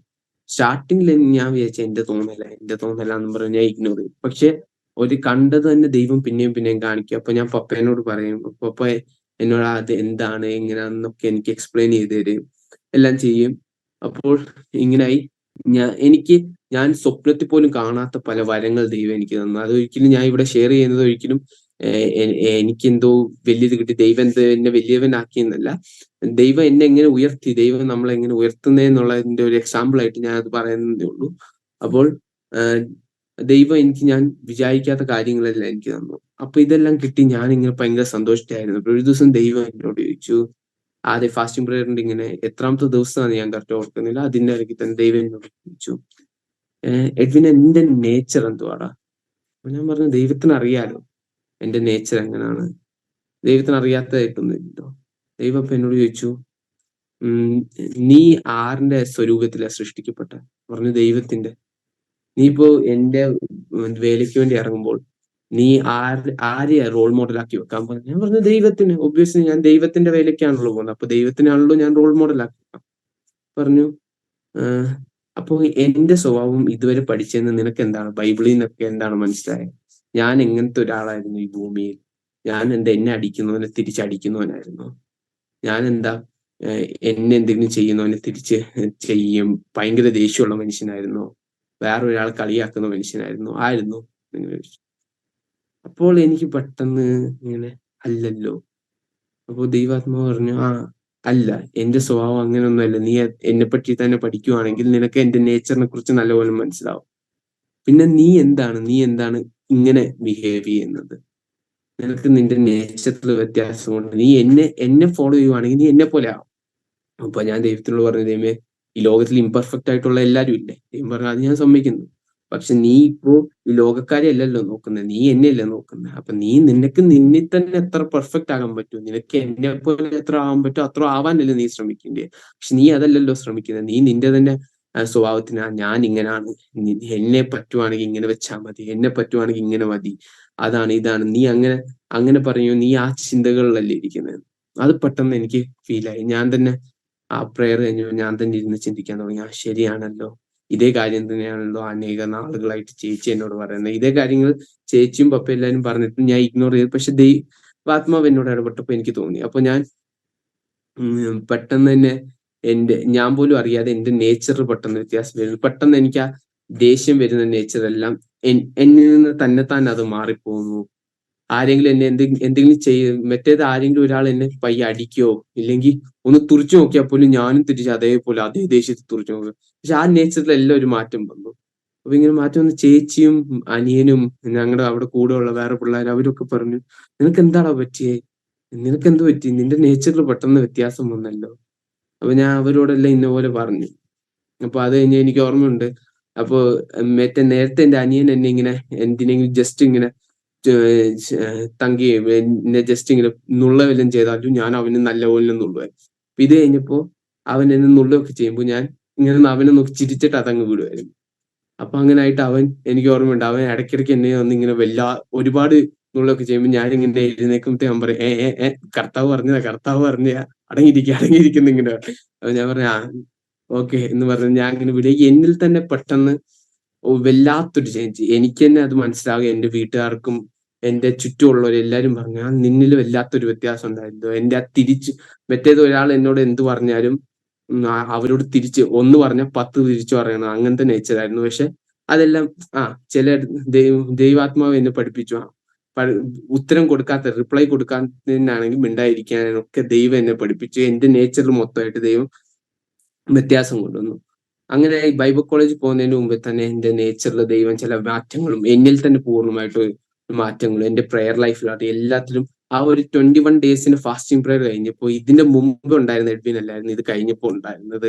എന്നെ തല മുതൽ കാല് വരെ മൊത്തം അടിമുടി ദൈവം പൂർണ്ണമായിട്ട് മാറ്റി. എന്റെ നേച്ചറിലും എന്റെ സംസാരത്തിലും എന്റെ നടപ്പിലും എല്ലാത്തിലും ദൈവം എന്നെ മാറ്റി. എനിക്ക് പൂർണ്ണ ഒരു വ്യത്യാസം കിട്ടി. അപ്പോൾ അതെല്ലാം കഴിഞ്ഞ് ഞാൻ ഇങ്ങനെ അഡ്മിഷൻ എല്ലാം ഇതായിരുന്നു. അപ്പോ ഞാൻ കോളേജിൽ അഡ്മിഷൻ പോകുന്ന സമയത്ത് ചില കാരണങ്ങളാൽ എനിക്ക് എന്റെ ഒരു ഉറപ്പില്ലായിരുന്നു. എനിക്ക് NTCയിൽ ഇവിടെ ഡെറാഡൂണിൽ ഈ കോളേജിൽ എനിക്ക് അഡ്മിഷൻ കിട്ടുമോ.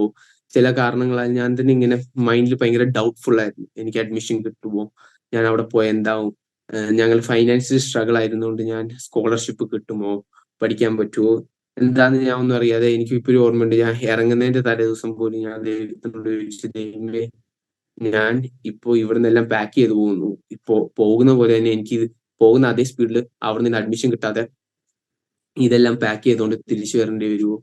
അപ്പോ ദൈവാത്മാവ് എന്നോട് പറഞ്ഞു, നിന്നെ ഞാനല്ലേ അയക്കുന്നത്, നിനക്ക് എന്നെ വിശ്വാസം ഉണ്ടല്ലോ, നീ പോന്ന് പറഞ്ഞു, ഞാനാ കൂടെ ഉള്ള, നീ ഒന്നും ചിന്തിക്കണ്ട, നീ പോന്ന് പറഞ്ഞു. ഞാൻ ഓക്കെ ദൈവമേ പറഞ്ഞുകൊണ്ട് ഞാൻ ഇറങ്ങി. ഞാൻ വണ്ടി കയറി, ഞാനും പപ്പയും അവിടത്തേക്ക് യാത്ര തിരിച്ചപ്പോഴും ഞാൻ പപ്പേനോട് ചോദിച്ചു, പപ്പ പോയി 1-2 മാസം കഴിയുമ്പോഴത്തേ എനിക്ക് തിരിച്ചു വരേണ്ടി വരുമോ എന്നിങ്ങനെ ചോദിച്ചു. അപ്പൊ പറഞ്ഞു, നീ എന്തിനാ അങ്ങനൊക്കെ ചിന്തിക്കുന്നത്, ദൈവം നിന്നെ സഹായിക്കും, നീ എന്തിനാ വേണ്ടാത്തൊക്കെ ചിന്തിക്കുന്നത്, ദൈവം നിന്നെ സഹായിക്കും. പപ്പ എന്നോട് പറഞ്ഞു, ദൈവത്തിന് ഉപയോഗിക്കേണ്ടിയുള്ളവരുടെ ജീവിതത്തിലെ ചാലഞ്ചസ് ഉണ്ടാകത്തുള്ളടാ. ദൈവത്തിന് ആരെ ഉപയോഗിക്കണം എന്ന് ആഗ്രഹമുണ്ടോ അവരുടെ ജീവിതത്തിലെ ചാലഞ്ചസ് വരത്തുള്ളൂ. ചാലഞ്ചസിൽ കൂടെയാണ് ദൈവം നമ്മളെ പലതും പഠിപ്പിച്ചെടുക്കുന്നത്. നീ അപ്പോ അതുകൊണ്ട് ഞാൻ വിശ്വാസത്തോടെ ഇവിടെ വന്നു. അപ്പൊ എനിക്കൊരു ഇന്റർവ്യൂ ഉണ്ടായിരുന്നു, ഞാൻ ഇന്റർവ്യൂ എല്ലാം കൊടുത്തു. അപ്പോൾ എനിക്ക് അഡ്മിഷൻ കിട്ടുമോന്ന് ഉറപ്പില്ലായിരുന്നു. അപ്പോൾ ഞാൻ ഇവിടെ അഡ്മിഷൻ പോലും കിട്ടുമോന്ന് ഉറപ്പില്ലാതെ വന്ന ഞാൻ സ്കോളർഷിപ്പ് വേണമെന്ന് പറഞ്ഞ് ദൈവം എനിക്ക് ഇവിടെ അഡ്മിഷൻ പോലും കിട്ടുമോന്ന് അറിയാതെ എനിക്ക് അഡ്മിഷനും പ്ലസ് എനിക്ക് 100% സ്കോളർഷിപ്പ് പോലും ദൈവം എനിക്ക് ഒരുക്കി തന്നു. ഒരുക്കി തരികയും എനിക്ക് വീട്ടിൽ നിന്ന് ഇറങ്ങിയപ്പോൾ ഞാൻ പല ചോദ്യങ്ങളുമായിട്ട് ദൈവമേ എന്ത് അവിടെ എനിക്ക് കയറാൻ പറ്റുമോ, അവിടെ എനിക്ക് അഡ്മിഷൻ കിട്ടുമോ, എന്താകുമെന്നൊന്നും അറിയാതിരുന്ന ദൈവം എനിക്ക് അവിടെ അഡ്മിഷൻ മാത്രമല്ല, എനിക്കിപ്പോ ഒരു ഓർമ്മയുണ്ട്. ഇവിടുത്തെ ഫൗണ്ടറുകൾ എന്നോടൊന്നും ചോദിച്ചില്ല. എന്നോട് പറഞ്ഞു, മോൻ പറ്റുന്ന ഫീസ് അടച്ചാൽ മതി, അടച്ചില്ലെങ്കിലും കുഴപ്പമില്ല, നീ പക്ഷെ നല്ലപോലെ പഠിക്കണം, ദൈവവചനം നല്ലപോലെ നീ പഠിക്കണം എന്ന് പറഞ്ഞ് എനിക്ക് ഇവിടെ അഡ്മിഷൻ തരികയും ചെയ്തു. അപ്പോൾ അഡ്മിഷൻ എല്ലാം കിട്ടി. എന്റെ ലൈഫ് ഇങ്ങനെ മുമ്പോട്ട് പോയിക്കൊണ്ടത്. ഇപ്പോൾ ഇവിടെ വന്നിട്ടും എക്സാമുകളുടെ ഇടയ്ക്ക്, ഇവിടുത്തെ ബൈബിൾ കോളേജിന്റെ എക്സാമുകളുടെ ഇടയ്ക്ക് എനിക്ക് വീണ്ടും ഇതുപോലെ ഫിറ്റ്സിന്റെ ഇഷ്യൂസ് ഉണ്ടാവുകയും ഇടയ്ക്ക് അതുപോലത്തെ ഇഷ്യൂസ് ഒക്കെ ഉണ്ടാവുകയൊക്കെ ചെയ്തു. പക്ഷെ അതിന്റെ എല്ലാ ഇടയ്ക്ക് ദൈവം എന്നെ ബലപ്പെടുത്തി എക്സാംസ് ഒക്കെ നല്ല രീതിയിൽ ചെയ്യുവാനും നല്ലപോലെ പഠിക്കാനും ഒക്കെ സഹായിച്ചു. അപ്പൊ ഇവിടെ വന്ന് തിയോളജി ഒക്കെ പഠിക്കുമ്പോൾ ഞാൻ ആദ്യം വിചാരിച്ചുകൊണ്ടിരുന്ന ഒരുപാട് ബുദ്ധിമുട്ടായിരിക്കും. പക്ഷെ ദൈവം എല്ലാം നല്ല രീതിക്ക്, പെട്ടെന്ന് ടീച്ചേഴ്സിന്റെ സഹായത്തോടു കൂടി എല്ലാം പെട്ടെന്ന് നല്ല രീതിക്ക് മനസ്സിലാവുന്ന രീതിയിൽ എല്ലാം ദൈവം എന്നെ പഠിക്കാൻ സഹായിച്ചു. അപ്പൊ ഞാൻ ഇടയ്ക്ക് ചിന്തിക്കുമായിരുന്നു, ഇപ്പൊ ഞാൻ എഞ്ചിനീയറിംഗ് എടുത്തായിരുന്നെങ്കിൽ, എഞ്ചിനീയറിംഗിലാണെങ്കിൽ ഇഷ്ടംപോലെ മാത്സ് ഉണ്ട്. ഞാനപ്പോ വിചാരിക്കുമായിരുന്നു, മാത്സിലാണെങ്കിൽ ഞാൻ ഭയങ്കര വീക്കായിരുന്നു. അപ്പൊ ഞാൻ വിചാരിക്കുമായിരുന്നു, അതെടുത്തായിരുന്നെങ്കിൽ ഒരു കോലം ആയിപ്പോയേനെ. എന്തായാലും തിയോളജി എടുത്തു. തിയോളജി ഞാൻ എന്റെ ബുദ്ധിയും കൊണ്ട് കഴിയുന്നില്ലെങ്കിലും ദൈവം സഹായിച്ച് എല്ലാം അത്യാവശ്യം നല്ല രീതിക്ക് ചെയ്യുവാൻ ദൈവം സഹായിക്കുന്നുണ്ടല്ലോ പറഞ്ഞ് ഞാൻ സ്തുതിച്ചു. അപ്പോ ദൈവാത്മാവ് എന്നോട് പറഞ്ഞു, നോക്ക്, നീ തിരഞ്ഞെടുത്തതിന്റെ അത് നല്ലതാണ് ഞാൻ തിരഞ്ഞെടുത്തത്. ചിലപ്പോൾ നിന്റെ ഇഷ്ടങ്ങൾ ചില സമയത്തേക്ക് ഞാൻ നിന്റെ ഇഷ്ടങ്ങളെ ഇഗ്നോർ ചെയ്ത്, ചിലപ്പോൾ ചില സമയത്തേക്ക് ഞാൻ നിന്റെ ഇഷ്ടങ്ങളെ കണ്ടില്ലെന്ന് നടിക്കുന്നുണ്ട്. അത് ഒരിക്കലും എനിക്ക് നിന്നോട് സ്നേഹം ഇല്ലാത്തതുകൊണ്ടോ ഒരിക്കലും നിന്റെ ഇഷ്ടങ്ങൾ എന്റെ മുമ്പിൽ വാല്യൂ ഇല്ലാത്തതുകൊണ്ടല്ല. ഞാൻ അത് മാറ്റുന്നുണ്ടെങ്കിൽ അതിന്റെ കാളിലും നല്ലതൊരെണ്ണം, എന്റെ ആളിലും നല്ലൊരു വാല്യൂ ഉള്ള, എന്റെ ആളിലും നല്ലൊരു കാര്യം, അതിന്റെ ആളും ബെറ്റർ വൺ ഫ്രം ദാറ്റ്, ഞാൻ അത് ആണ് നിനക്ക് വേണ്ടി ജീവിതത്തിൽ വെച്ചിരിക്കുന്നത്. അപ്പോൾ ഞാൻ ഇവിടെ ബൈബിൾ കോളേജിൽ വന്ന് ഇതായി ദൈവം എനിക്ക് നല്ല സീനിയേഴ്സിനെ തന്നു, നല്ല ഫ്രണ്ട്സിനെ തന്നു, നല്ല ക്ലാസ്. ഞാൻ ഒരിക്കലും അപ്പോൾ ചെറുപ്പം മുതൽ പപ്പ ഈ ബൈബിൾ കോളേജിൽ പഠിച്ച് പപ്പേന്റെ ഈ ബൈബിൾ കോളേജ് എക്സ്പീരിയൻസും ഒക്കെ കേട്ടോണ്ട് എനിക്ക് അറിയായിരുന്നു. അപ്പൊ ഈ സാധാരണ എല്ലാവരും വിചാരിക്കുന്ന പോലെ ഞാനും സ്റ്റാർട്ടിങ്ങിൽ ഇങ്ങനെ വിചാരിച്ചോണ്ട് ബൈബിൾ കോളേജ് പറയുന്ന ഒരു വിശുദ്ധ സ്ഥലമായിരുന്നു. പക്ഷെ പപ്പ എന്നോട് അപ്പോഴേ പറഞ്ഞു, ഇതൊന്നും അല്ല, ബൈബിൾ കോളേജേ അങ്ങനെയല്ല, നീ വിചാരിക്കുന്ന പോലെ അതൊരു വിശുദ്ധ സ്ഥലമോ അവിടെ വിശുദ്ധന്മാര് മാത്രം പഠിക്കുന്ന അങ്ങനെ ഒന്നുമല്ല. അത് ചില ബൈബിൾ കോളേജ് സെക്യുലർ കോളേജിന്റെ ആളിലും ഭയങ്കര കഷ്ടമാണെന്നൊക്കെ പപ്പ എന്നോട് പറഞ്ഞു. അപ്പോഴേ ഞാൻ ബൈബിൾ കോളേജിനെ പറ്റി എനിക്കൊരു ഐഡിയ. പക്ഷെ ഇവിടെ വന്ന് ദൈവം എന്നെ സഹായിച്ചു, ദൈവം എന്നെ ഇത്രത്തോളം ബലപ്പെടുത്തി, ദൈവം എന്നെ ഇത്രത്തോളം സഹായിച്ചു. നല്ല സീനിയേഴ്സിന്, നല്ല കൂട്ടുകാരും, ചില നല്ല ബിഗ് ബ്രദേഴ്സിനെ ഒക്കെ എനിക്ക് ദൈവം ഇവിടെ തന്നു. എന്റെ ആവശ്യമുണ്ട്, എനിക്ക് വയ്യാതായപ്പോഴും എല്ലാം എന്നെ കെയർ ചെയ്യുവാനും എന്നെ താങ്ങുവാനും എല്ലാം, വീട്ടുകാരില്ലാത്തതിന്റെ ഒരു കുറവൊന്നും എനിക്കറിയാതെ എന്റെ കൂടെ നിൽക്കുവാനൊക്കെ ആൾക്കാർ ദൈവം എനിക്ക് ഒരുക്കി തന്നു.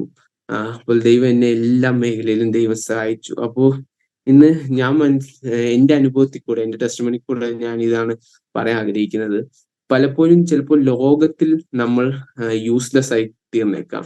ചിലപ്പോൾ ലോകക്കാർ അനേകർ നമ്മളോട് പറയുമായിരിക്കും, നിനക്കൊന്നിനും കൊള്ളത്തില്ല, നമ്മുടെ പാട്ട് കൊള്ളത്തില്ല, നമ്മുടെ ഡാൻസിന് നമുക്കൊരു കഴിവില്ല, അങ്ങനെയൊക്കെ ലോകക്കാർ നമ്മളോട് പറയുമായിരിക്കും. പക്ഷെ നമ്മളെപ്പോഴും ചിന്തിക്കേണ്ടത് എപ്രകാരമാണോ സാംസ് 118:22 ദൈവവചനം പറയുന്നത്, the stones that the builders reject turn to be the corner stone.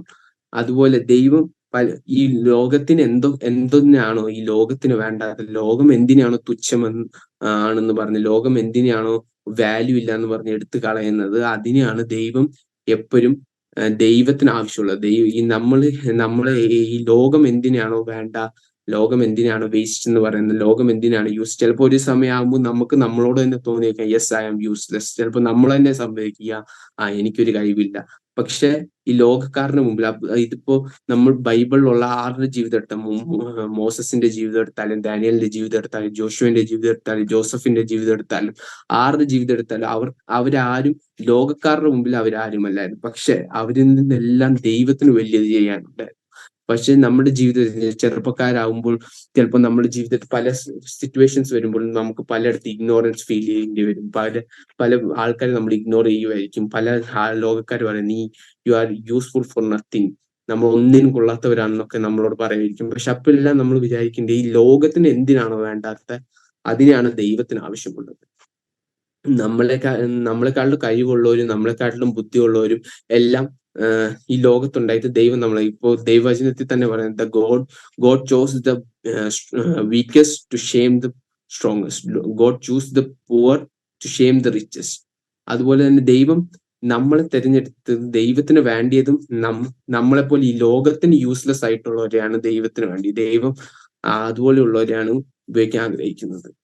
അപ്പോൾ ഇതായിരുന്നു എൻ്റെ ഒരു ചെറിയ ടെസ്റ്റിമോണി. ഞാൻ ഇനി ഒരു പ്രേയർ പ്രാർത്ഥിച്ച് എൻ്റെ വാക്കുകളെ ചുരുക്കാൻ ആഗ്രഹിക്കുന്നു. ആമേൻ, ആമേൻ, ആമേൻ. സർവശക്തനായ ദൈവമേ, ഞങ്ങളുടെ സ്വർഗ്ഗ നല്ല പിതാവേ, ദൈവമപ്പ ഈ നല്ല അവസരത്തിൽ ദൈവമേ ദൈവസന്നിധിയോട് അടുത്ത് വരുവാൻ ദൈവമേ അപ്പ ഈ ചെറിയൊരു സമയം ദൈവമപ്പ എനിക്ക് ദാനമായി തന്നു. ദൈവമപ്പ ഇത് മുഖാന്തരം ദൈവമപ്പ എന്റെ ജീവിതത്തിൽ ദൈവം ചെയ്തത് ചെറുതാവട്ടെ വലുതാവട്ടെ ദൈവമപ്പ എല്ലാം ദൈവമപ്പ ഇവരുടെ എല്ലാം മധ്യത്തിലും ദൈവമപ്പ ദൈവമേ ഷെയർ ചെയ്യുവാൻ ദൈവമപ്പ ദൈവം എന്നെ സഹായിച്ചു. ദൈവമപ്പ അങ്ങനെ ദൈവത്തിനെ സ്തുതിക്കുന്നു. ദൈവമപ്പ ഈ മീറ്റിംഗിൽ ദൈവമപ്പ ഈ സൂം പ്ലാറ്റ്ഫോമിൽ കൂടെ അപ്പ വന്നിരിക്കുന്ന എല്ലാവരും ദൈവമപ്പ ദൈവത്തിന്റെ കരങ്ങളിൽ ഏൽപ്പിച്ച് പ്രാർത്ഥിക്കുന്നു. ദൈവമപ്പ അപ്പൊ ഈ കേട്ടവരെയും ദൈവമപ്പ എല്ലാവരെയും ദൈവം അനുഗ്രഹിക്കുമാറാണപ്പ പ്രാർത്ഥിക്കും. ദൈവമപ്പ ഓൺലൈൻ മാധ്യമത്തിൽ കൂടെ ദൈവമപ്പ ഇത് കേൾക്കാൻ പോകുന്ന എല്ലാവരുടെപ്പ യുവജനങ്ങളുടെയും എല്ലാവരുടെ ജീവിതത്തിൽ ദൈവമപ്പ ഇതൊരു അനുഗ്രഹമായി മാറുവാൻ ദൈവത്തെ സഹായിക്കുമാറാണപ്പ പ്രാർത്ഥന. മുമ്പോട്ടും ദൈവമപ്പ ഞങ്ങളുടെ വാല്യൂ എന്തെന്ന് മനസ്സിലാക്കിക്കൊണ്ട് ദൈവസന്നിധിയിൽ ദൈവത്തിന്റെ മുമ്പിൽ ഞങ്ങളുടെ വാല്യൂ എന്തെന്ന് മനസ്സിലാക്കിക്കൊണ്ട് ഞങ്ങൾ മുമ്പോട്ട് നീങ്ങുവാൻ ദൈവമപ്പ ഞങ്ങളുടെ ആവശ്യം എന്ത് എന്നപ്പോ മനസ്സിലാക്കിക്കൊണ്ട് അപ്പൊ മുമ്പോട്ട് നീങ്ങുവാൻ ദൈവമപ്പ അതിലുപരി ദൈവ ഇഷ്ടപ്രകാരം ദൈവഹിതപ്രകാരം അപ്പൊ മുമ്പോട്ട് നീങ്ങുക. ചിലത് ഞങ്ങളുടെ ജീവിതത്തിൽ വരുമ്പോൾ ചില ബുദ്ധിമുട്ടുകൾ ചില പ്രയാസങ്ങൾ ഞങ്ങളുടെ ജീവിതത്തിൽ വരുമ്പോൾ അതൊരിക്കലും ഞങ്ങൾ മനസ്സിലാക്കുവാൻ അതൊരിക്കലും ഞങ്ങളുടെ നഷ്ടത്തിനോ ഞങ്ങളുടെ കോട്ടത്തിനോ അല്ല, അതെല്ലാം ഞങ്ങളുടെ നന്മയ്ക്കാന്ന് പൂർണ്ണമായി മനസ്സിലാക്കിക്കൊണ്ട് മുമ്പോട്ട് നീങ്ങുവാനുള്ള കൃപകളാൽ ഞങ്ങൾ എല്ലാവരെയും അനുഗ്രഹിച്ചാട്ടപ്പ പ്രാർത്ഥിക്കുന്നു. ഒരിക്കൽ കൂടെ ഞങ്ങൾ എല്ലാവരെയും ദൈവത്തിന് കരങ്ങൾ ലഭിച്ച് പ്രാർത്ഥിക്കുന്നു. ദൈവമപ്പ എല്ലാ ദൈവത്തിന് കരങ്ങൾ ലഭിച്ച് പ്രാർത്ഥന യേശുവിൻ നാമത്തിൽ ഞങ്ങൾ ചോദിക്കുന്നു. ദൈവങ്ങൾക്ക് മാറാകണമേ. ഒരിക്കൽ കൂടെ എനിക്ക് ഈ അവസരം തന്ന അങ്കിളിനെയും ആന്റിയും ചേച്ചിയും പിന്നെ എന്നെ ക്ഷമയോടെ കേട്ട എല്ലാവരോടും ഉള്ള എന്റെ നന്ദി ഞാൻ രേഖപ്പെടുത്തുന്നു. Thank you so much and God bless you.